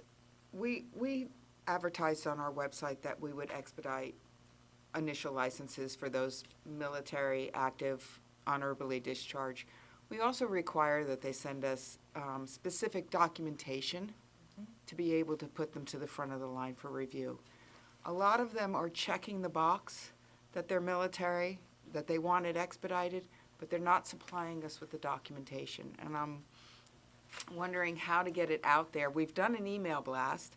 We have it all over our website, but we're still not getting the required documentation. Like, you can check the box that says you're honorably discharged, but we require them to send us a copy of their discharge papers. And this proposed law would do the same. The bill says that they must provide their certificate of release or discharge from active duty, specifies Right. the form. So when they're checking that they're honorably discharged and they want to be expedited, and they're not supplying us with the documentation to expedite, do we reach out to them individually and say, hey, you know, we've got your application, we're not going to expedite it because you haven't supplied us with the documentation? Or isn't it their responsibility to read what's required and send it at the time of the application? I have a question. What documentation are you requesting? A copy of the discharge papers? Yeah, do Wouldn't you- a DD 214 be sufficient? Yes, Are you that's exactly specifically, it. Yes, sir. are you specifically asking for the DD 214? Yes, it's actually on our website. And this bill specifically asks for that form. Right. Is it highlighted in red? It is, No, dear. I'm just saying. Hey, Anita, I have a question. So, what do you do when with other licensees or whenever other applicants don't provide all the information? Do you contact them and say, hey, you missed this, can you please provide it? The difference is that applications that come in get stamped and put in the queue. When we do our initial review, we then contact them and say, this is what you're missing. Military who require an expedited service, if they check the military box and they have supplied us with the correct documentation, they get put into they're the next ones to be reviewed. They don't have to wait Right. in line. So And the if they people who don't are- supply us that information, my question is, it's supposed to be supplied with the application. Do we contact them Yes. ahead of time before we put Yes. them in the front of the line? We will be Yes. contacting them. Yes, because if Okay. they're required to provide it as part of the application and they're not providing it, they shouldn't get expedited just because they check the box. Right. well, So reach out to them. That's my recommendation. Reach out to them, and it sounds like Lynn's on the same page. And then, and when they do provide it, then you can put them at the front of the line. But in the meantime, at least you've reached out to them and. Because we haven't been doing that. They check the military box and haven't supplied us any documentation. We just put them in the same queue as everybody else No, I would set them without aside. reaching out to them. So No, I that's would why set I'm it as- asking. I would set it aside and Yes. and reach out to them right away, because, Okay. I mean, if it's just an error on their part, it's, they shouldn't be put to the back of the line, basically, because they forgot the materials, but, we should try and get it to them, or get it from them. Okay. Can you attach that information to that form, or is it uploaded, or how do they? It is only if you go to our website and click on where the paper application is, the very first item in there is military expedite, and we give the 3 reasons that you can be expedited and what you have to supply us to be expedited. Right. So, but if they don't go to that informational page and they just go online and do it, Right, but I guess I'm wondering, when you say that we need this information, can they upload it on that form, or how is that information sent in? Is it mailed in, or? if they apply online, they can upload it and attach it to their application. So we always check when we get an online application. We'll go to the attachments to see if their DD 214 is attached in applications, and then we just put them to the front of the line. So the problem is primarily with the mailed forms? Mailed With the forms, mail yes. forms. I know a long time ago, and probably the same, you gave us a little checklist of all the things you need to do before you close the letter. Is there a line item for that form before they, did you put your check in? Did you do? We would have to update our paper application instructions to include that. We talk about being military, but we do not, Julie, is it in the instructions to the application about military expedite, or is it just on the page, on the web page? It's listed separately. Or when they click on applicants, it's like separate. But it's not on the actual hard application. Excuse me, I'm sorry, I'm gonna have to jump in for a second. This is not on the agenda, and it was a quick question that we answered, or that hopefully it was addressed quickly. Okay. But if the board wants to have further conversation on this, it should be agendized, and it could be on the next meeting. Okay. And Great, I so- think the guidance from the board now is contact them, tell them to fax it to you. Yes, sir. So are we ready for a vote? Yes, public comment? Okay. Jennifer Carlquist, Aye. Sonia Early, Aye. Xavier Escobar Acosta, Aye. Jed Grant, Aye. Catherine Hazelton, Aye. Xavier Martinez, Aye. Robert Sachs, aye. Motion carries unanimously. Okay. And just for clarity, that was a letter of support? Yes. Yeah. Yes. Just making sure. Okay, so moving back to page 7, the top, AV 710, which I assume is Lynn's favorite bill, would require all boards under DCA, such as this one, to meet at least once every other year in rural Northern California. Yes. For anyone looking for a trip to Crescent City, this is our chance. Yes. I've never been there. I'd like to check it out. So, the policy committee identified a number of challenges to this bill, and I mean, the first question that I had really was, why rural Northern California and not rural other parts of the state? Right. Some of which have larger populations than rural Northern California, and obviously that's something that will be addressed through the legislative process.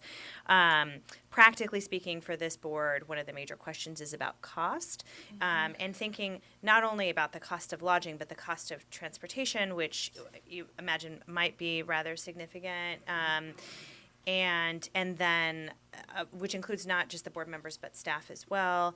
And there might be some special circumstances to think about that we wouldn't be thinking about there if we were going to somewhere like San Diego, where we're holding our next meeting.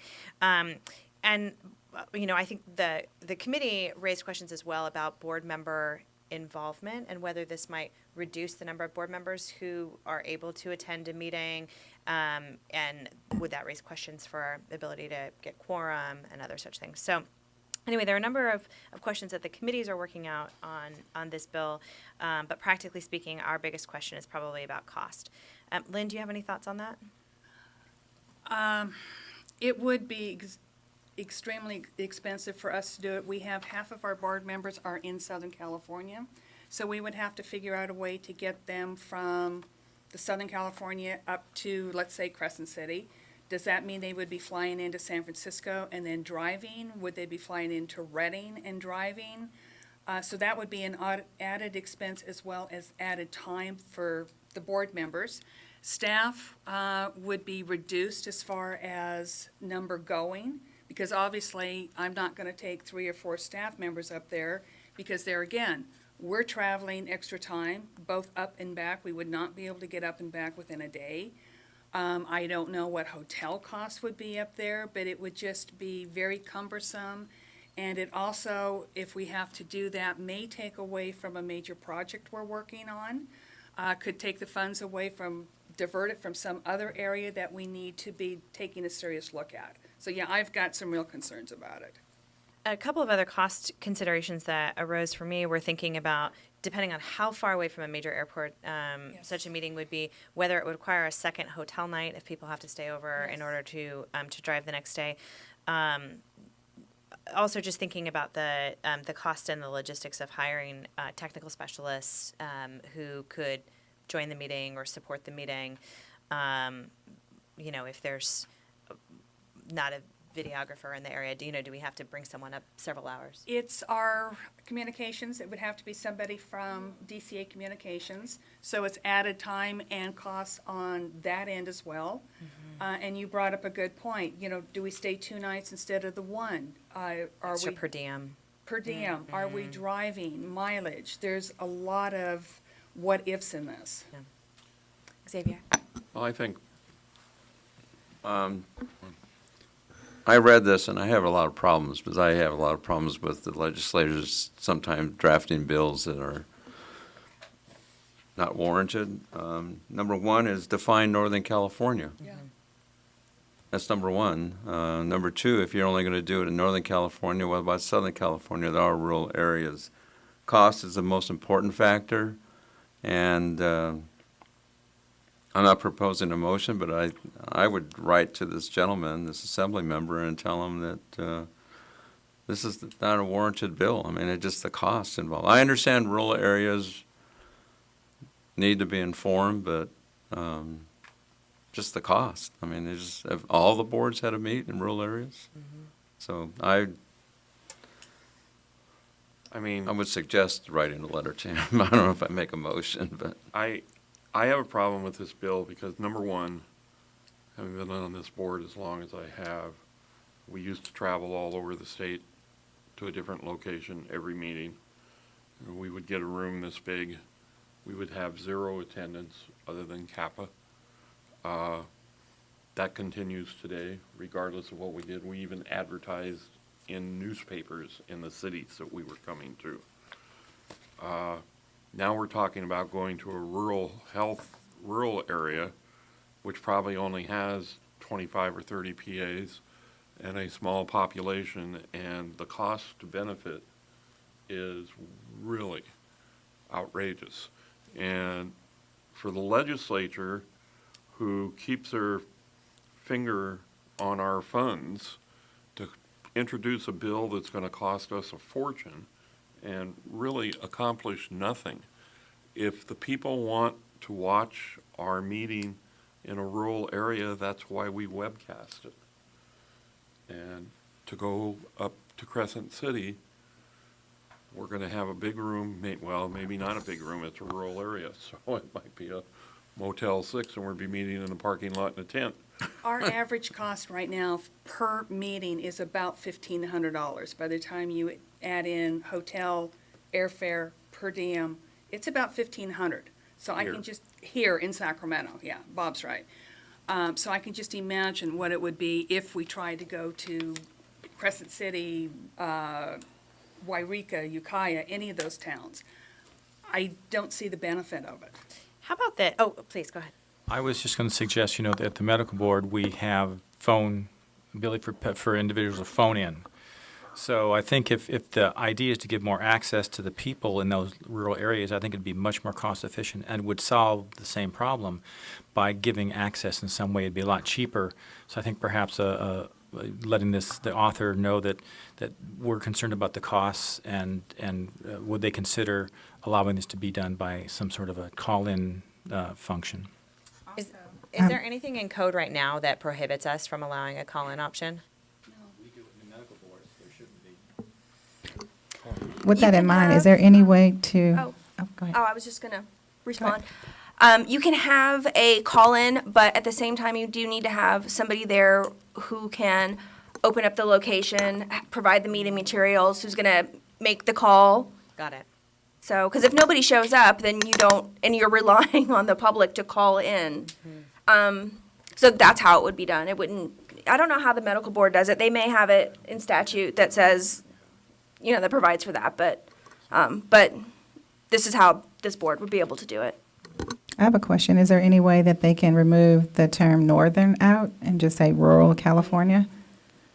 Would that make it easier and a little bit more cost effective?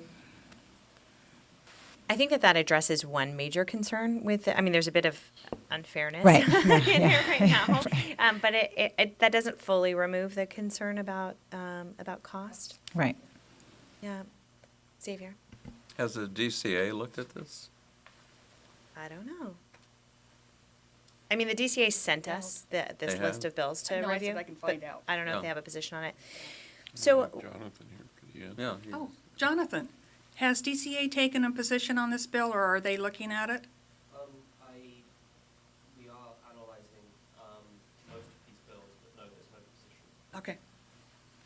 So one option that I outlined here is for staff to prepare a cost estimate, considering various things that we've discussed regarding lodging, per diem, the extra staff time, other elements that may come up, and preparing that in a letter to the legislature. I don't know if we want to do that, if we want to include any position to it, whether we want to remain neutral on the legislation or if there is a position which sounds like it might be opposed. Any thoughts on that? I might just include like the number of licensees in the area. If you're going to Crescent City and there's 30 licensees within 100 miles or 200 miles Yeah.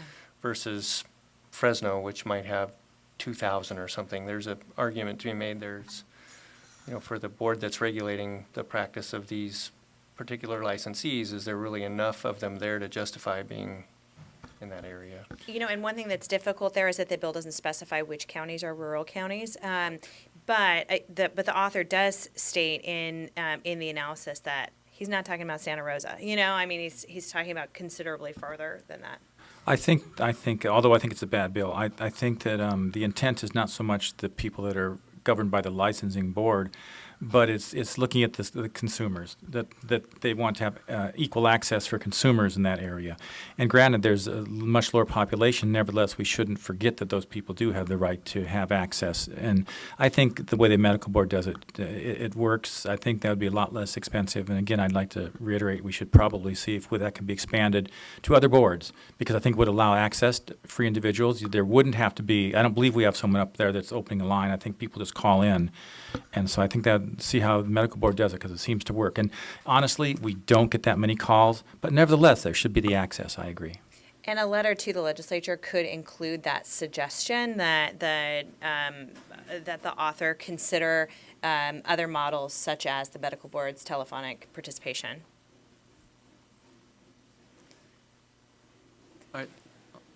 Okay. So I have another question. Should a response come from our board, or should it come from the DCA, since it affects all boards? Well, we can't control the DCA, so, it would be stronger from the DCA for sure, but I don't think we can direct them to do it. Okay. As much as, that would be great if we, we could just direct the Well, I'm just- DCA on all sorts of matters. Is there a motion on this bill?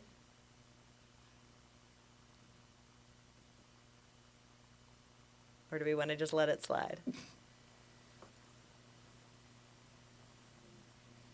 Looks like we're letting it slide. Oh, me.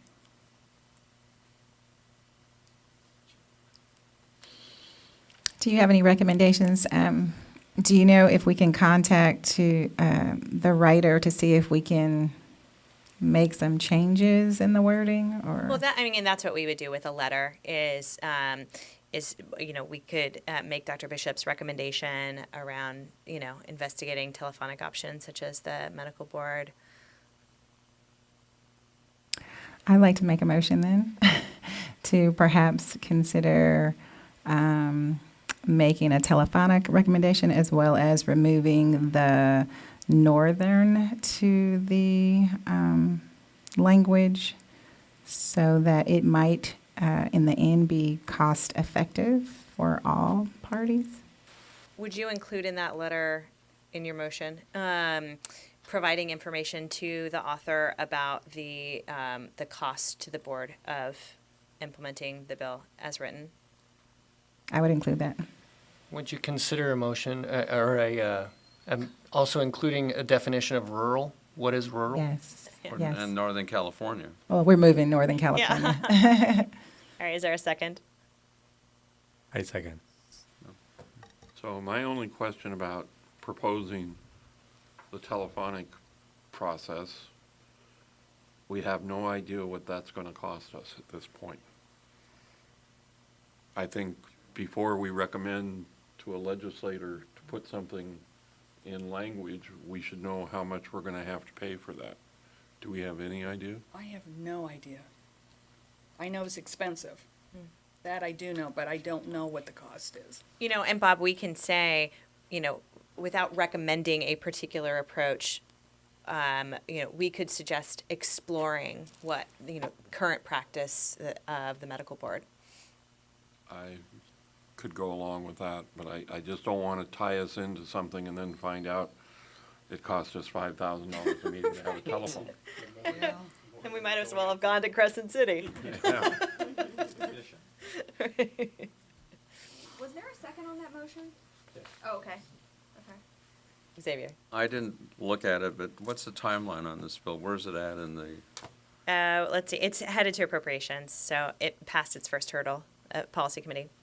okay.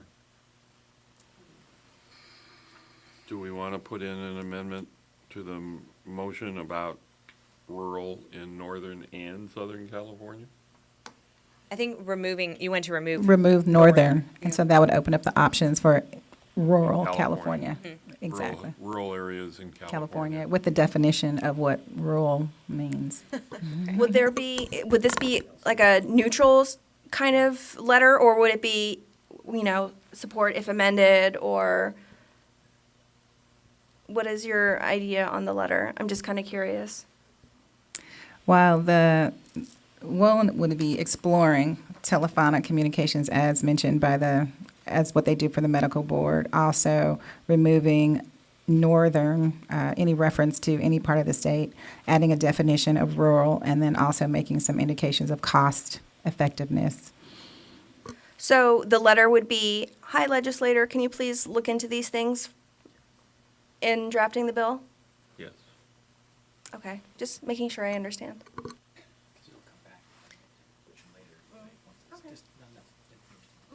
Yeah. Further discussion? Public comment? We ready for a vote? Okay. Jennifer Carlquist, Aye. Sonia Early, Aye. Xavier Escobar Acosta, Aye. Jed Grant, Aye. Catherine Hazelton, Aye. Xavier Martinez, Aye. Robert Sachs, aye. Okay. Another letter. Yep. Okay, so AB 715 I have marked as an FYI. This bill would have the Department of Public Health convene a work group to review prescription guidelines related to opioid pain relievers, and with the goal of recommending best practices. Dr. Bishop, any thoughts on that? Yes, it's funny you might ask that. You saw me jumping up. Well, as the co-chair of the medical board committee that did look into this a couple years ago, I think our guidelines are quite comprehensive. And we had all stakeholders throughout the state, and this took a good year, I think, and Teresa's shaking her head back there, but it really took a good year to do this. And I think the guidelines are quite comprehensive. What we found is that as you try to narrow down guidelines, many people won't buy into it. So the guidelines are intentionally vague, although they provide a framework we think provides for safety and access to care for our consumers. I will say also, I personally will be attending an invitation-only meeting with the CDPH coming up in the next couple weeks. Don't know the exact date now, but at any rate, perhaps our DCA colleague would know. But this is, again, looking at the opioid crisis and the prescription guidelines and what we can do in California with our consumers. Let me see if I can find that in my calendar.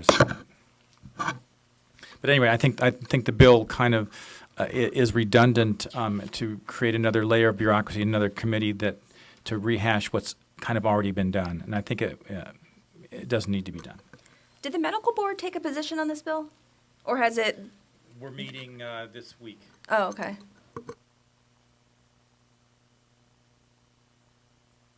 Does anyone want to discuss possible action on it or move on?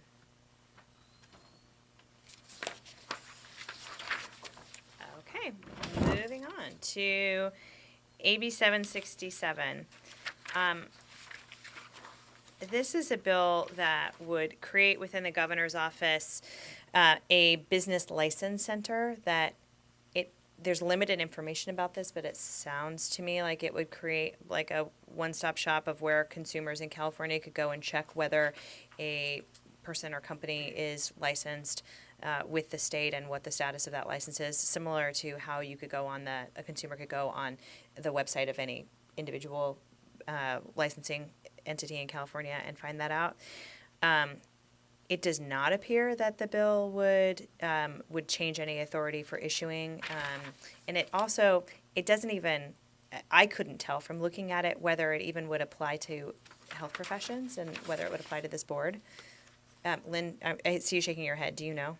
I've been told it will not apply to us under the healthcare because these guys are not businesses. So it should not apply to us. Great. But what about PA corporations and, We don't have anything to do with that. Oh, you don't, aren't there regulations for, There are regulations. For that- entities? Yeah, but we don't license, we don't. they don't do fictitious name permits? Not with us, no. Okay. Great. The meeting is in Sacramento on Monday, the 15th of May.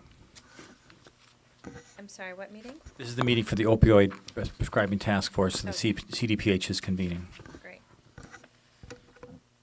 Okay, so moving on to the next bill, which we already discussed, SB 27, we're sending a support letter on. So the next bill, SB 34, I have marked as not germane. It's a study bill related to drug abuse and recovery treatment facilities, where they're located.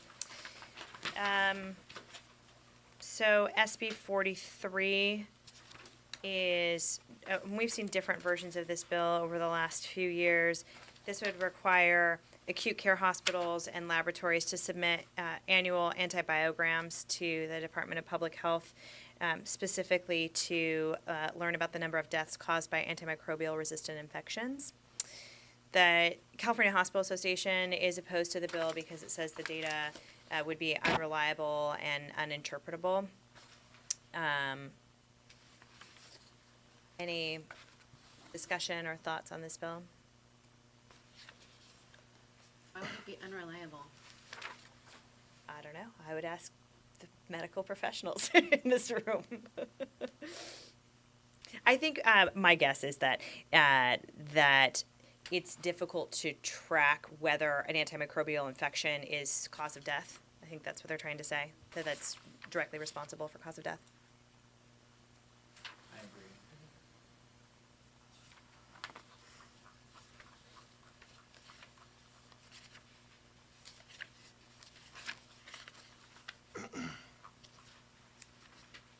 Any public comment? No. Okay, with no further discussion, moving on to the next one, which is SB 419. This bill would establish requirements for PAs and other medical professionals talking with minors about whenever they're going to prescribe any opioid, it would require a specific way that, specific protocols for discussion with the minor and his or her guardian. The California Medical Association is opposed to the bill because they find it burdensome and unnecessary, and also note that what's outlined in this bill is already the professional standard of care. I know Kappa has some thoughts on it too. Would you like to address the bill?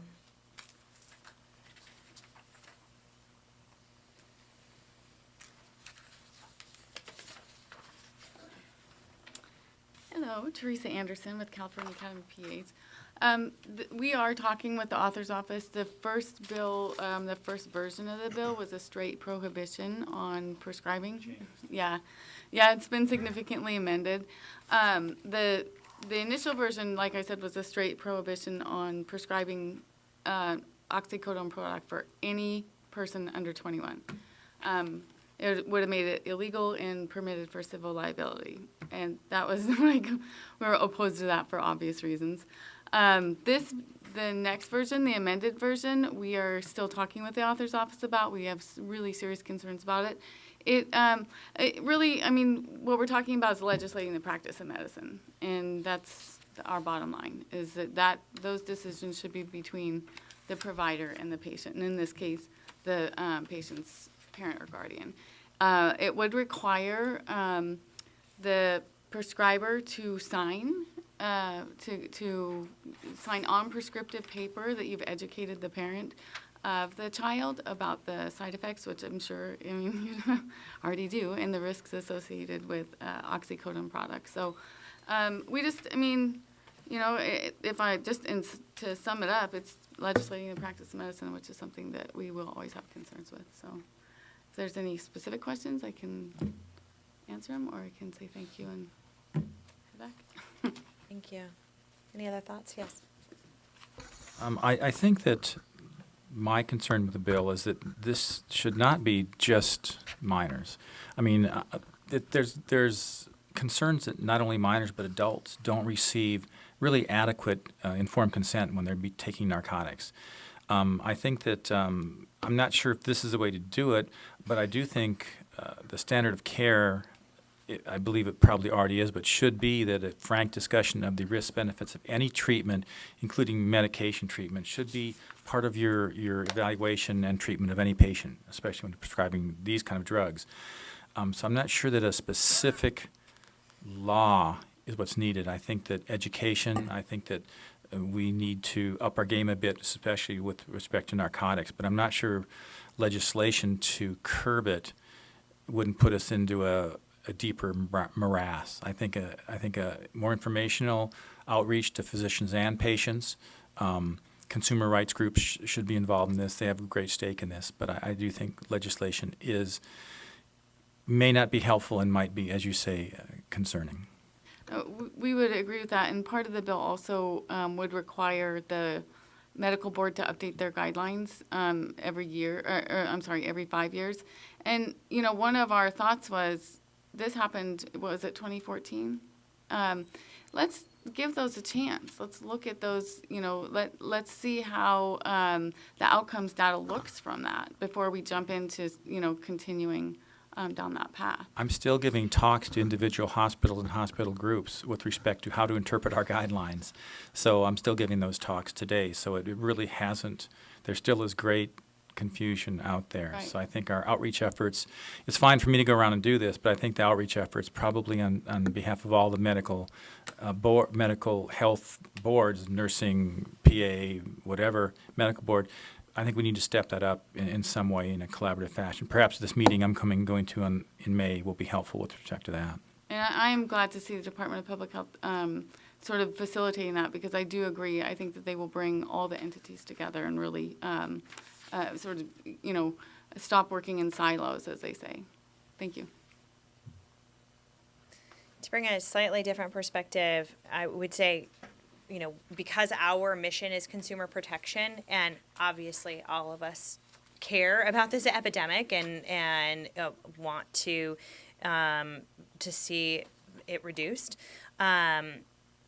I have some inclination to want to support efforts in this arena. But this board has not been in the practice of recommending specific medical practices, and I don't know that we want to start doing that today.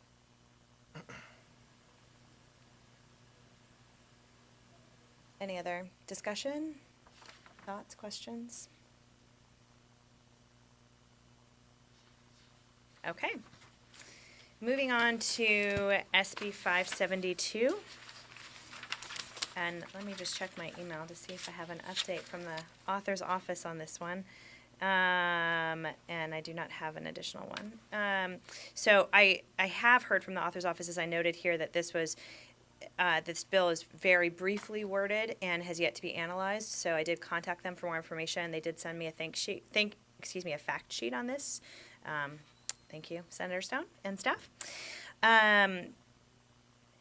The bill still remains a bit unclear to me, at least, but it would basically prohibit boards from taking disciplinary action against licensees who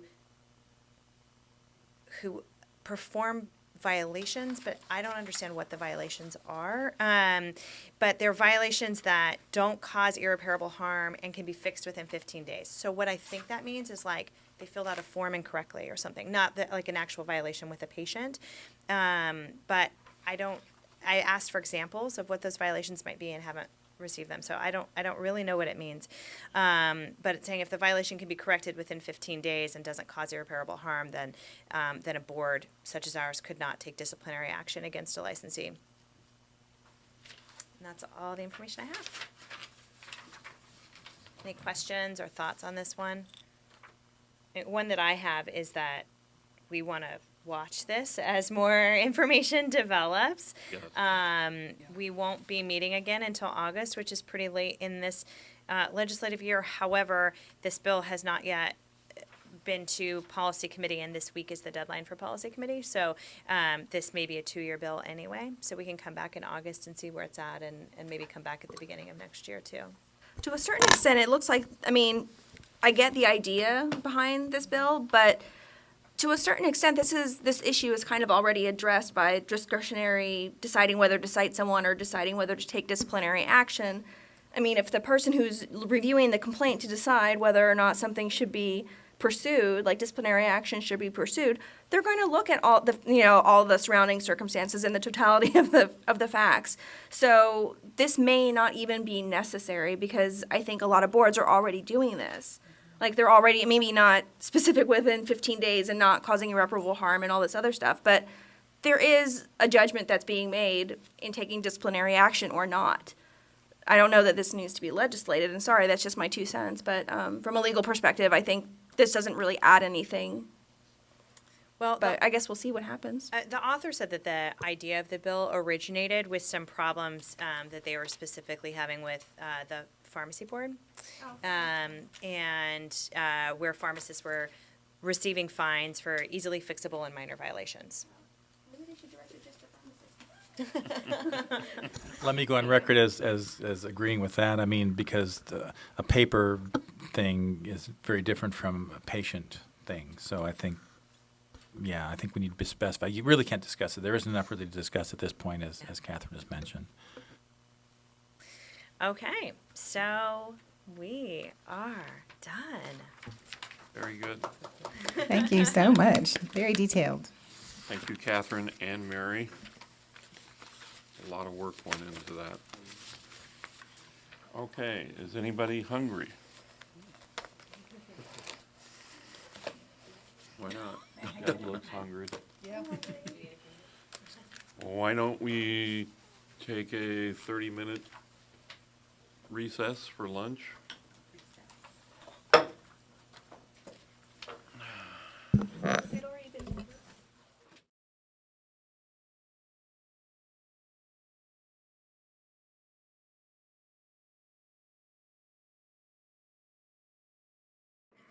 All right, our call the PA Board back in session.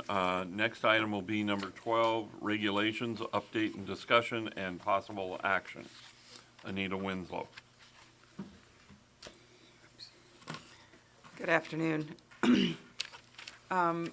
Regulation 1399-514, which is the renewal of license, which was to increase the reporting requirement amount, that I am still working on that rulemaking file, and I haven't finished. I just have, it's almost completed to be submitted to DCA for the 45-day notice. The following regulations all have the same report, so bear with me and hope I don't lose you. Regulation 1399-515, which is the retirement status for physician assistants. 1399.531 and 532 are the two that we are repealing for the up to approve PA programs. And 1399-573, which is citation for unlicensed practice. All three of those have been submitted to the Department of Consumer Affairs, an agency for approval to submit the 45-day notice to OAL. 1399.546, the reporting of physician assistant supervision, was submitted to department and agency back in very beginning of November. We have a one-year filing deadline, which is mid-May.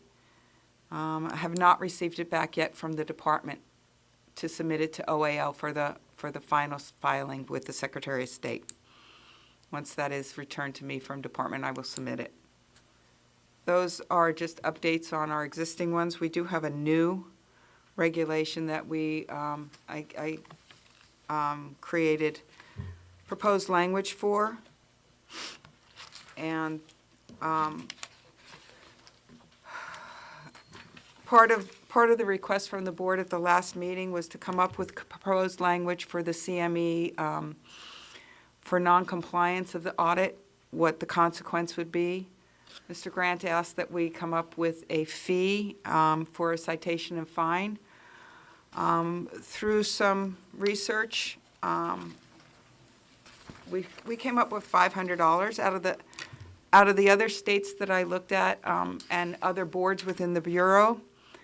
Other boards within the Bureau charge about $500. Texas, New Mexico, Maryland, Kentucky are all at $500. South Carolina charges anywhere from $1,000 to $2,000. $1,000 for the first offense, $2,000 for the second offense. Plus, they already automatically give them a cease and desist saying they can't work. Ohio charges anywhere from $1,000 to $5,000 for the first fine, and $3,000 to $5,000 with a suspension for the second offense. So I think the $500 is justifiable, and I can justify that in the initial statement of reasons as to why we want to charge $500. Dr. Bishop asked if we could do the CME audit at the time of renewal. It is possible. Right now, the Breeze system does allow it, but it is still a separate letter and is never put in with a renewal packet. If we wanted in the renewal packet, we would have to create a service, a SIR or a request to change it, and that could be anywhere from 6 months to a year to get it implemented. So I don't know if it's feasible. I'd like to make a very quick comment. With regard to Dr. Bishop's request, we'd have to update the reg language also if you wanted to do that with the renewal, because right now it says the board may audit a random sample of PAs who have reported compliance with the CME requirement. So that means they've already reported compliance, so you can't audit them if they haven't reported anything yet. So when they do their renewal, they would say, yes, I have done mine. Gotcha. So you have to do the checkbox first before you can say we want to audit you. So if you want to make them a part of one, you would have to do 1399-617A. We'd have to edit that. So for discussion, has everybody been able to read the proposed language? Is there anything that they would like to change, or would you like to accept it as written? And there's a little typo. Yes, ma'am. I was just gonna say that. In B, where it says $500, it says and, the ampersand 500. That's the only, I mean, otherwise, Oh, yeah, I'm not sure if it that was. should be a dollar sign, Yeah, I'm correct? not sure if that was me or if that was you, because both of us worked. We That both was me worked on because this. Once you sent me all the changes. Oh, you I had it. to, okay, do that, okay. So that was me. Anyway, so, I've looked at this language, I like it, so that's my feedback on it.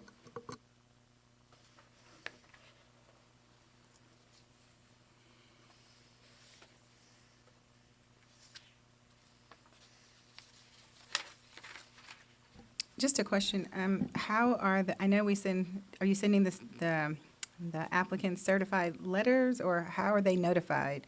I'm just wondering if a person says, well, I never received that letter. When we do the initial audit, we just send regular mail. If that letter comes back to us as undeliverable and we have an email address, then we attach it to an email and resend it.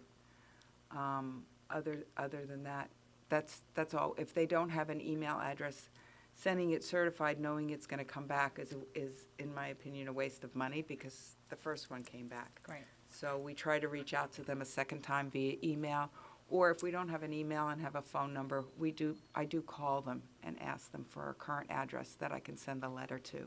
Okay, great, thank you.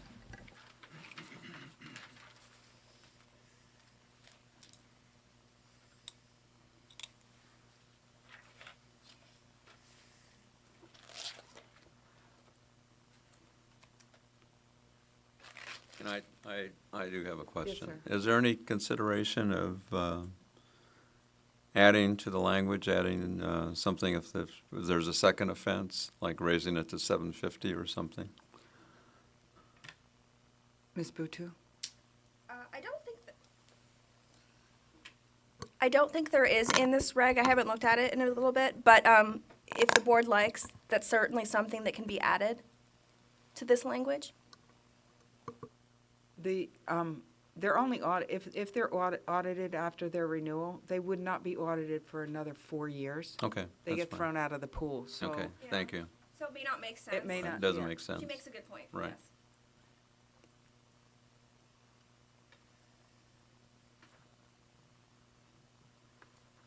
Do you need a motion to approve this? I've written motions that I can read to you if you'd like. Since we have to make a correction because I have an ampersand instead of a dollar, I'd like to make, or have you approve the proposed regulatory text as amended by changing the ampersand to a dollar sign in front of the 500 for section 1399.617. Direct staff to submit the text to the Director of the Department of Consumer Affairs and the Business Consumer Services and Housing Agency for review. And if no adverse comments are received, authorize the executive officer to take all steps necessary to initiate the rulemaking progress, make any non-substantive changes to the package, and set the matter for hearing. So moved. Thank you. Do I have a second? Second. Okay, further discussion?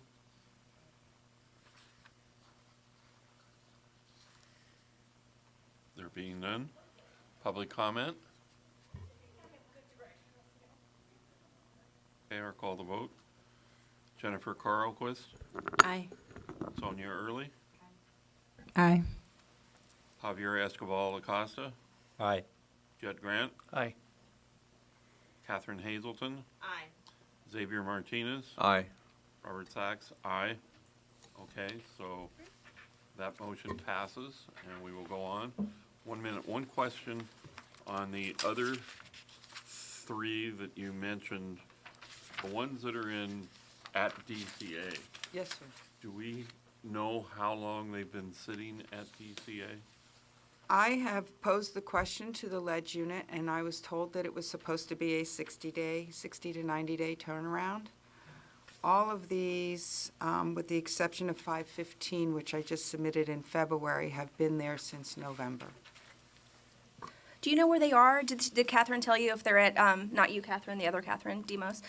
Did she say whether they're at, in budgets or where they might be? No, I know when they get to budgets because budget calls me normally. Oh, okay. All of these have been through budget already, except Okay. 515. I just got a call from budget last week, so I know that budget got it, even though I submitted it February 2nd. Okay. Budget called me last week Okay. on the I'll send retirements. Catherine an email and see if she can give me any information I don't know. Okay. We'll see. All I know is, the one that I'm waiting for, that needs to go in for the final filing, she's offered to do an extension for us so that I okay. don't have to redo it. Okay. Ileana, I've also reached out for help and haven't gotten any answers yet. Okay, well, we can, after the meeting, let's talk about it and see. Let's just, at least so that I know where they are, just so if there's anything I can do to help move things along, you know, we'll see. And maybe Jonathan? He's there.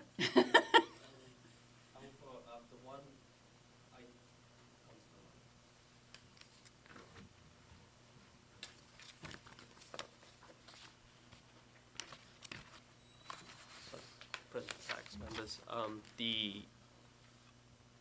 I can speak to, I believe there are two at DCA. The one that is, that has been submitted to DCA, the one that has its one-year OAL deadline approaching, that is at agency. So it's gone through the various departmental reviews, and it's currently That's being... 546, yeah, Yes. okay. And then the other one that I think has been submitted is currently at legislative or regulatory review, or at least that's where it was up until last week. Okay. Can indicate that, and I will also make inquiries as to where they are, if there's a hold-up, what it is, along with Ileana. Okay, thank you. Okay. Thank you. Thanks. So is my understanding correct that now, when we do a regulation, the first place it goes is DCA, Yes, sir. even before we can have a hearing, correct? Yes, sir. So that all has Changed. from the way it used to be where we had hearings and then it went to DCA. Correct. And then it went to OAL and, It now has to go to DCA twice, once before the 45-day notice and once after the hearing. okay. So we've added more time. Because I think the one that probably I get questioned on the most is 1399, 515, the retirement status. And that one I just submitted on February 2nd to the department. Okay. Okay, so we have hopes maybe within the next year and a half or so of having that one. Well, you never know anymore, you know? Okay. Does anybody have any other questions for Anita? I just wanted to comment. No, sorry, not a question. Just wanted to comment. I'm really pleased to see you growing into this role. Thank you for your work. Thank you. We're giving you a lot of work. Yes, you are. And I think Job and we're security. creating more today. Job security. Thank you. Okay, next item is number 9. Update on and discussion on possible action, certification and recertification of physician assistants by the NCCPA. And this one, I have sought counsel from my attorney to my left. I put this on the agenda because there is a national movement taking place right now by the National Professional Association and the National Commission of Certification of Physician Assistants. Neither of them are getting along well at all, and there is a movement to create another certifying agency so that in the future, students would have a choice of 2 different certification bodies to get certified for their initial license. The biggest difference in the plan is that the professional association would create a new accrediting certifying body which would not be part of the professional association. It would be nationally recognized. They would certify, but they would not require recertification. To give those who are unaware, recently the NCCPA lobbied against a PA bill in West Virginia that was going to expand scope of practice for the PAs in West Virginia. It passed both the Assembly and Senate unanimously, and then went to the governor's desk, and the only negative testimony was from the NCCPA. Everybody thought, wow, this is a great day. It passed both houses. The governor will sign it. 5 days later, the governor vetoed the bill. It was then discovered that the lobbyist that the NCCPA had hired works for the Greenbrier Resort in West Virginia, which the governor owns. The other thing that was discovered when the senator who introduced the bill, who was a physician, made a comment that it was very clear that NCCPA had basically said that they would lose approximately $650,000 in revenue if this bill was passed and no longer required recertification. So this upset a lot of people, needless to say. NCCPA is funded completely by PAs who recertify. And they turned around and took our money and defeated a bill that was going to really improve access to care for the people of West Virginia. So it is on the agenda today. The initial plan before discussion was that I wanted to introduce the possibility of a new regulation, because currently it is not in statutory law that I could find that the NCCPA is the examining agency. It's only in our regulation. And I would like to change that regulation to add some language that would say NCCPA or other nationally recognized certifying body. That agency today does not exist, but it will probably in 3 or 4 years. And I'd like to be ahead of the game rather than playing catch up. So I'll open it to discussion. Let me chime in very, very quickly. Regarding the amending of the regulation or adding a regulation, that would be just for the board to decide whether they'd like to place it on a future agenda, and then you can fully discuss it. But for now, it's just, do you want to add it to a future agenda item, or as a future agenda item? I would like to add it as a future agenda item. I don't know if you need a motion or if it can just be a request. No, I think the plan was scuttled a little bit by the wording that we had here. Okay. But it's something that I think nationally it's becoming an issue. And I think if most of you will recall, I was pretty adamant about us at our last meeting not giving the NCCPA the authority to sign off on our CME or rely upon them to the point where if we call them, and this is an agency that has just demonstrated how ethical they are. And I don't want us to give up anything more to them than we already have, because we're reaping the benefits from earlier mistakes possibly. Could we add a second agenda item, or I don't know if it's related? I just want to make sure the agenda item includes it, but I know that AAPA representatives will be present at our next meeting. Yes. Could we give them the opportunity to address the certification issue? Does it need to be a separate agenda item, or would it fall under that because it was a regulation thing? They can do public comment as part of, they can comment on the regulation. If you want to add them as a specific agenda item, you can.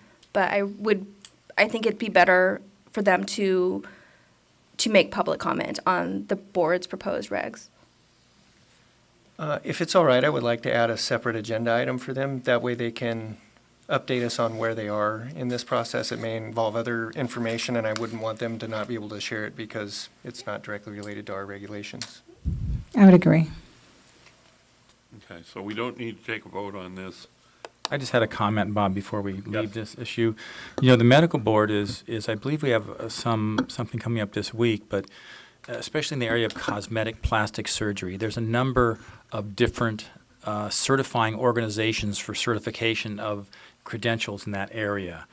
And we've kind of gotten into a bit of a quagmire with that and deciding which ones we address and which ones we do not address. So I just want to let you know, going forward, you want to be cautious and careful in the way you write things and legislate, because it could come back to bite you at some future time, just with what we're dealing with right now with the cosmetic surgery issue.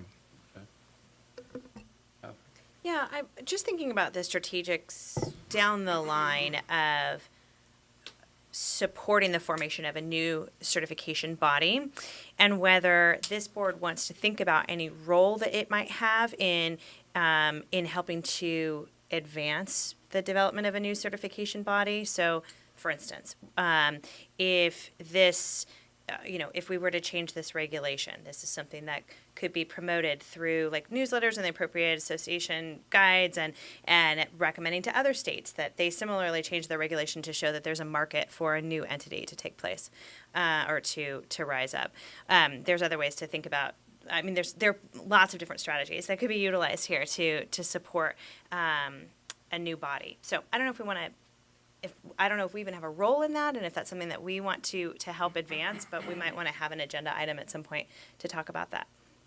Okay, well, I think the first thing is we need to produce some type of a regulation for the members to look at and to vote on and discuss and public comment and so forth, and go from there. This is not something that's going to happen overnight, clearly, but it would be nice for us to be on the leading edge of making a change which clearly is going to change nationally. We can no longer allow the NCCPA to have a monopoly on certification. With that being said, I'm just reading the next agenda item on developments since the 2015 Supreme Court decision, and wonder if that will have any application with what we're doing here with regulations that could be seen as restraint of trade. Within creating a new organ. I'm just questioning, I don't have any idea, it's just interesting that comes up at this moment. Oh, well, the North Carolina case is really about boards deciding who's in the profession and who's not in the profession, and having an additional certifying body doesn't really do that. I mean, it does do that, but I mean, it doesn't, but it would be based on, I'm trying to think of what other healthcare providers are similar to PAs. Like for OT and PT, there's a lot of similarities, there's some overlap. I'm trying to think of something that's equivalent to that with PAs, and trying to exclude the other from doing what you do. Like, in that case it was, people providing teeth whitening who don't have a dental license. So anyway, long story short, I don't think it would impact it, but I will definitely keep that in mind. Further discussion? Public comment? Thank you. I'm really happy you guys are looking to look at this in August, and I think it's the perfect meeting. There's going to be lots of PAs in San Diego for the CAPA meeting, and then there'll be an AAP representative who I'm sure will address this board. You have decided, this board has decided that you require 50 hours of continuing medical education for a PA to keep their license or renew their license. The NCCPA has come into states wanting it to say that they've had to pass a very expensive test, and if you can't pass that test, you can no longer practice. So it's been very sad for a lot of PAs across the country. So I think this is a good move. I originally came up to ask about the DECA timing for regulations. Is there a standard, and have we overreached that standard? And how can we help the DCA get regs passed sooner? Is this a temporary issue, or?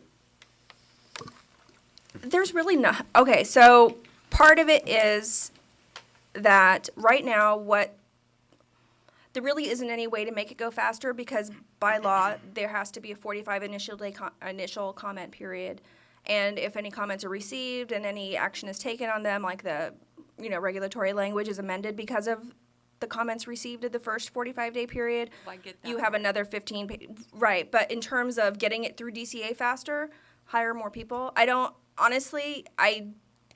know if there's any way to get it through DCA faster, because There's no DCA guidelines that things must move No. in a timely fashion. And well, there is, but I mean, I don't know that there is a certain, that there's a policy that says you have to get it done by this amount of time.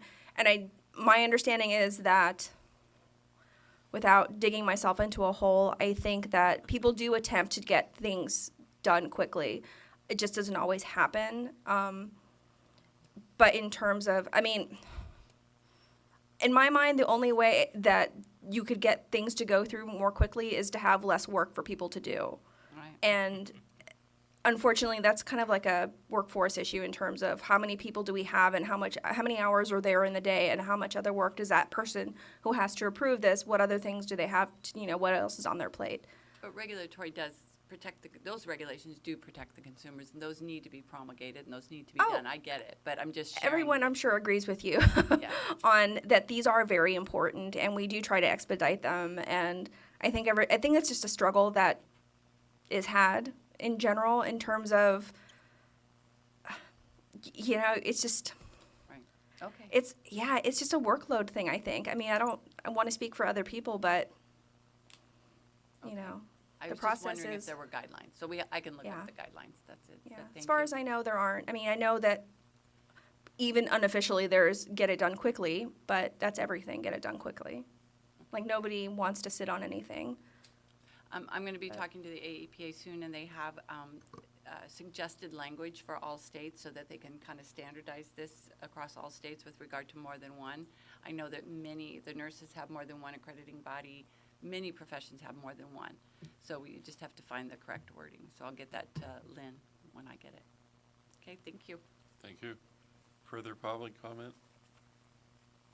Just for the public members, California does not require recertification. Once we take the initial test, that's it. You don't have to take it again. NCCPA does require it, because that's what they sell, exams. Some hospitals require it for hospital privileges. Some hospitals don't. I would say it's probably in the neighborhood of 80% do, 20% don't. But that was just because of a lot of PAs sponsoring bylaws changes when certification first started back in the late 70s, early 80s. So anyway, that's all I have to say about item number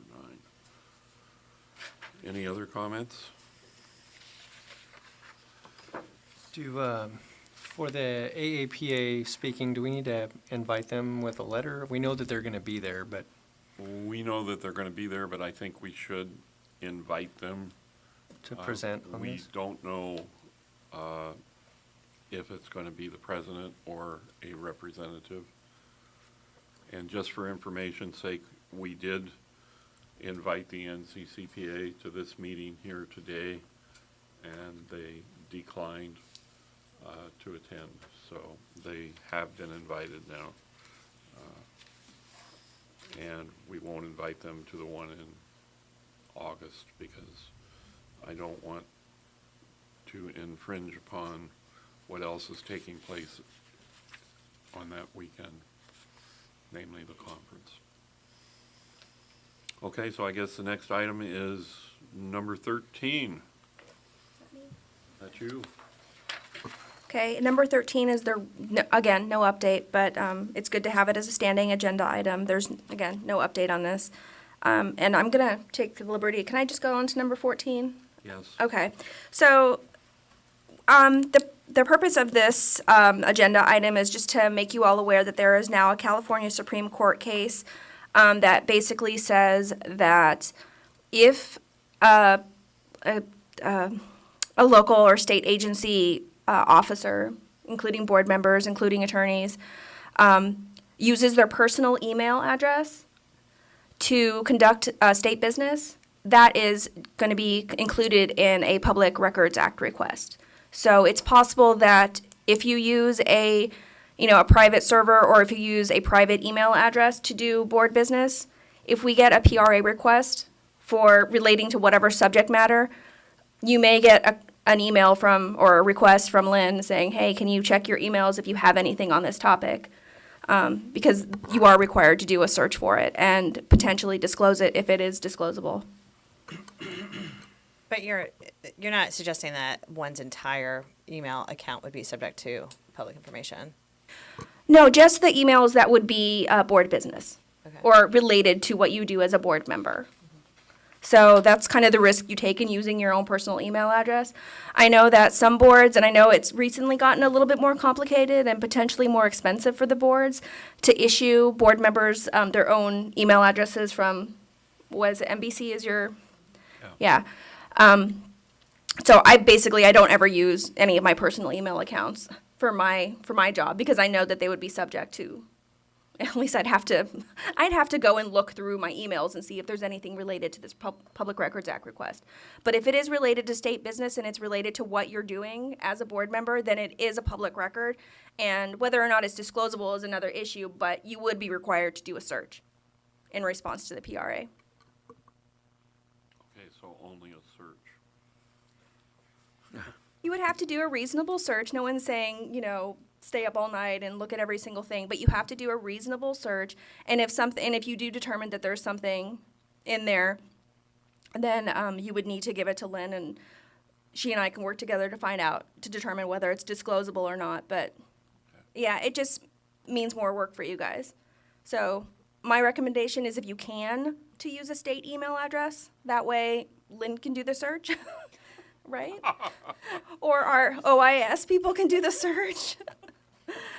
But if it's your personal one, nobody else can do the search but you, because I don't have access to your personal email, neither does Lynn. So, but it's just heads up that your personal email addresses, any emails that you send on behalf of the board, doing board business, would be subject to a California Public Records Act request. So that raises the question, how expensive it is for us to get an NBC? I'd have to I don't know what it is. told me, and I have no idea. They do have email addresses for when they're voting, Yeah. but I would have to check with MedBoard and see what the cost would be to just have regular email addresses issued. So the email addresses that the board members use when they vote, is it like a Medical Board of California email address? Oh, well then just keep using those for anything else that you need to do for the board. But they don't come to me, they just go to, Right, I know they go to whoever handles the voting, true. And that's fine, it doesn't, but in terms of, if you continue to use that state-issued email address for board business, then OIS can do the search. right, I agree. Right. So what's the question? Let me see how complicated it's gonna be for MedBoard to switch, because I know that's confidential for the votes. I don't know. Oh, That's I where I'm follow you. going. Oh, okay. Yeah, that's beyond my understanding. So talk to OAS, yeah, I don't know. I've never been able to send an email out to somebody from my No, NBC it's account. strictly for voting. Oh, okay, well then, yeah, that's a whole other conversation that I don't know what to tell you. Sorry. Sorry, I'm not helpful. I can say that as a member of the medical board, I don't think any of us use any addresses but our own personal accounts. And I did receive a request recently from our legal counsel requesting I do a search on my computer to see if there was any information related to a specific case, which I did. It was pretty unremarkable. Just hit the search function and it went through just fine. And I had one or two things that I sent to them, and other than that, it was pretty easy to do. So this is that case in action. It's what Dr. Bishop just went through. Hopefully not too traumatizing. Well, that gives me a better understanding, because unfortunately the email that I use is my work email, which is also HIPAA protected. So I was under the impression that this ruling was they could come in and look at my iPhone and look at all of my emails. No, it's you. It's you as an individual, the board member, who's doing the search on your own email. Nobody's coming in and forcing you to open anything up. You're conducting a reasonable search. So you would go in like Dr. Bishop did and put in a keyword and do a search and try a few different keywords to see what comes up. And if anything relevant comes up, then you would print it out or forward it to whoever needs to have it forwarded to. Okay. But yeah, it's just you. That's great. All right, we're on to number 15. Medical Board of California activities. Dr. Bishop. Oh, boy, I know you've all been waiting for this. And again, I want to thank Kim Kirchmeier for creating this. She's remarkable. She was actually out of the office and still was able to do this remarkable report. Our last quarterly meeting was on January 26th and 27th in Sacramento. The Board's Public Outreach, Education, and Wellness Committee received a presentation from Dr. Christopher Searles on physician burnout. Dr. Searles is a clinical professor of family medicine, public health, and psychiatry at the University of California, San Diego. Burnout is described as a reaction to chronic occupational stress, which can often manifest as a lack of interest in practice, especially of medicine. According to data collected from 2011 to 2014, nearly half of American physicians experience professional burnout, and that number continues to rise. Dr. Searles stated that the attributes that are common to successful professionals can contribute to the risk of burnout, such as perfectionism, need for control, need for achievement, exaggerated sense of responsibility, difficulty asking for help, and difficulty taking time for oneself. I'm not sure if PAs have these same issues. I suspect the answer is yes. He added that there are a number of extrinsic factors also contributing to burnout, such as increasing work hours, conflicts in work and life balance, discord within healthcare teams, and financial debt. He pointed out that there are strong links between medical errors and physician burnout. He highlighted a number of ways to manage burnout among physicians, including practicing structured mindfulness, assessing life and work balance, avoiding isolation by nurturing meaningful relationships, and addressing financial stressors. All very easy to do, I'm sure. The committee also received an update on the Check Your Doctor's License campaign, including watching and providing feedback on the board's video tutorial on how to look up a physician's license. This is a very big topic currently with the medical board. Lastly, the committee received an update on all other outreach activities, which included the reprinting of numerous board newsletter articles in medical associations and societies' publications, numerous presentations on the board's enforcement and licensing processes, attending several town hall events in association with a local legislative member, and building partnerships with local law enforcement agencies and other state agencies. The board has also built a great relationship with some of the larger physician associations and have provided presentations on the board's laws and regulations in an effort to educate physicians about the board and how to stay out of trouble. The board's enforcement committee heard an update on the expert reviewers training and recruitment plan and had a presentation on the board's central complaint unit complaint handling process. And by the way, Mr. Grant, I did discuss your concerns about having a PA available for that with Ms. Kirchmeier, the executive officer. The committee also heard about the board's probation unit and its newly implemented performance measures. It was pointed out that the board has issued a significant number of cease practice orders and is continuing to work on decreasing the time from when a violation of probation occurs to when the board takes action, whether that action is a cease practice order, a citation and fine, or a transmittal to the Attorney General's office for further action. The full board received a presentation by Janet Kaufman, Ph.D., Associate Professor at the University of California, San Francisco, on findings from the Supplemental Survey on Physician Medi-Cal Participation. This is a voluntary survey that the board includes in a physician's license renewal in order to assist the UCSF in obtaining information on Medi-Cal participation and the use of electronic health records. The board received an update on the board's sunset review process. Since the January meeting, the board has received its background paper and attended the sunset hearing. In addition, the board's sunset bill, SB 798, has also been introduced and amended to include numerous legislative changes proposed by the board in its sunset review report. The hearing on SB 798 is occurring today. The bill also includes a few changes that the board did not recommend in its sunset review report, including requiring physicians to notify their patients that they are on probation, changes to the titles that can be used by a doctor of podiatric medicine, changes to vertical enforcement, and a few other changes. The board will be discussing this bill at its meeting later this week. The board received an update from the Marijuana Task Force meeting that was held in February. The board is currently working on updating its guidelines for recommending marijuana for medicinal purposes after comments from interested parties at the meeting.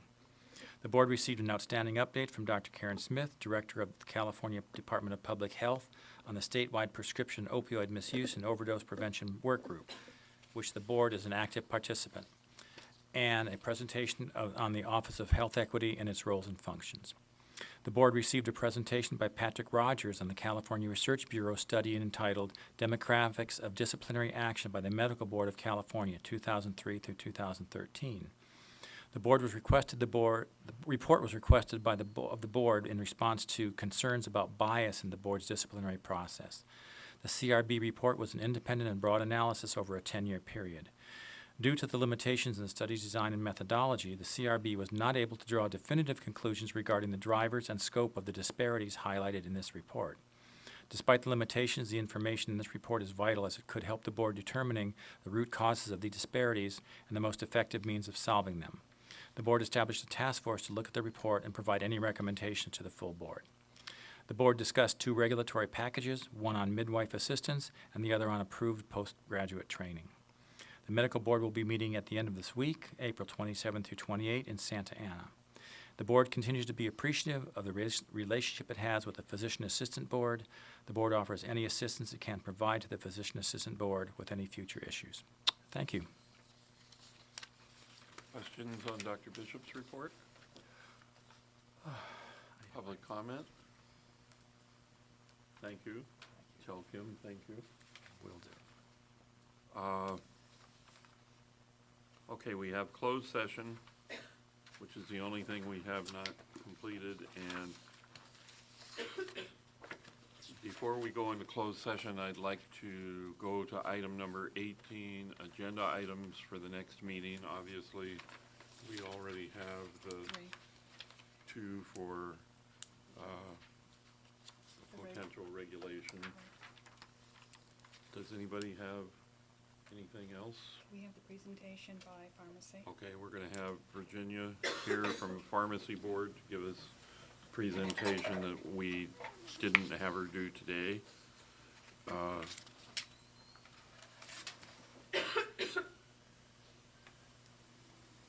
Obviously, Supreme Court, North Carolina, we should have on there again. Regulations with maybe some news that the regs have moved out of DCA.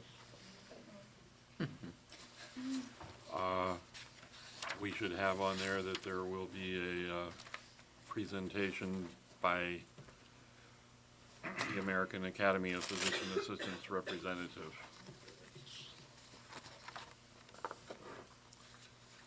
The Education and Workforce Committee will have an update. Okay. Okay, excellent. Anything else? I cannot remember what SB 544 is, but it's on my notes. That, Lynn, didn't you and I discuss it? But I don't remember what it is, since I've been out of the office for a couple of days. I'm with you. Okay. Is that the one about the paying the students? I don't remember. I'll have to look it up. But there is there may be a bill that's on your review, or you know. Do you know what SB 544 is? This is embarrassing. I should have checked, but it's on my notes to add to for the board discussion. It's, that might be the wrong number. It's about pupil assessments. Oh, okay. Well then. I think we got it late, so it's not on the agenda. Right. Yeah. So But do you remember we'll what put it it on. was? Okay, well, whatever it is, I'm sorry. I don't know what it is. I can't remember. It's in my notes and, okay, sorry. Okay. Public comment? Gay, would it be possible to list somewhere, either in the next newsletter or something, that we will be at the CAPA conference? Okay. Once it's confirmed, you're gonna have the date. We'll add that. That's gonna add a lot of interest for people. Super. Okay. All right, well, I'd like to thank Lynn and her staff and new staff for all the hard work they do every day up here. I have the benefit of talking to them almost every day, and they're doing an immense amount of work, and I'm hoping that for Lynn and Julie and Anita, that life is going to become more realistic again now that we have Sarah and, is it Rosanna, Yes. coming on board, that there be time to eat during the day and some other novel ideas. Yeah, Julie generally doesn't go to lunch until about 4 o'clock. Okay, well, I'd like to thank all of you for everything that you do for us every day, because this meeting happens because of all the hard work all of you put into it. And Lou, who makes us look thin. So with that, we will, Closed session. Yep. we will adjourn the meeting and go into closed session. And as soon as we complete closed session, the meeting will be finished. Thank you all for coming. Do you want to give Lou?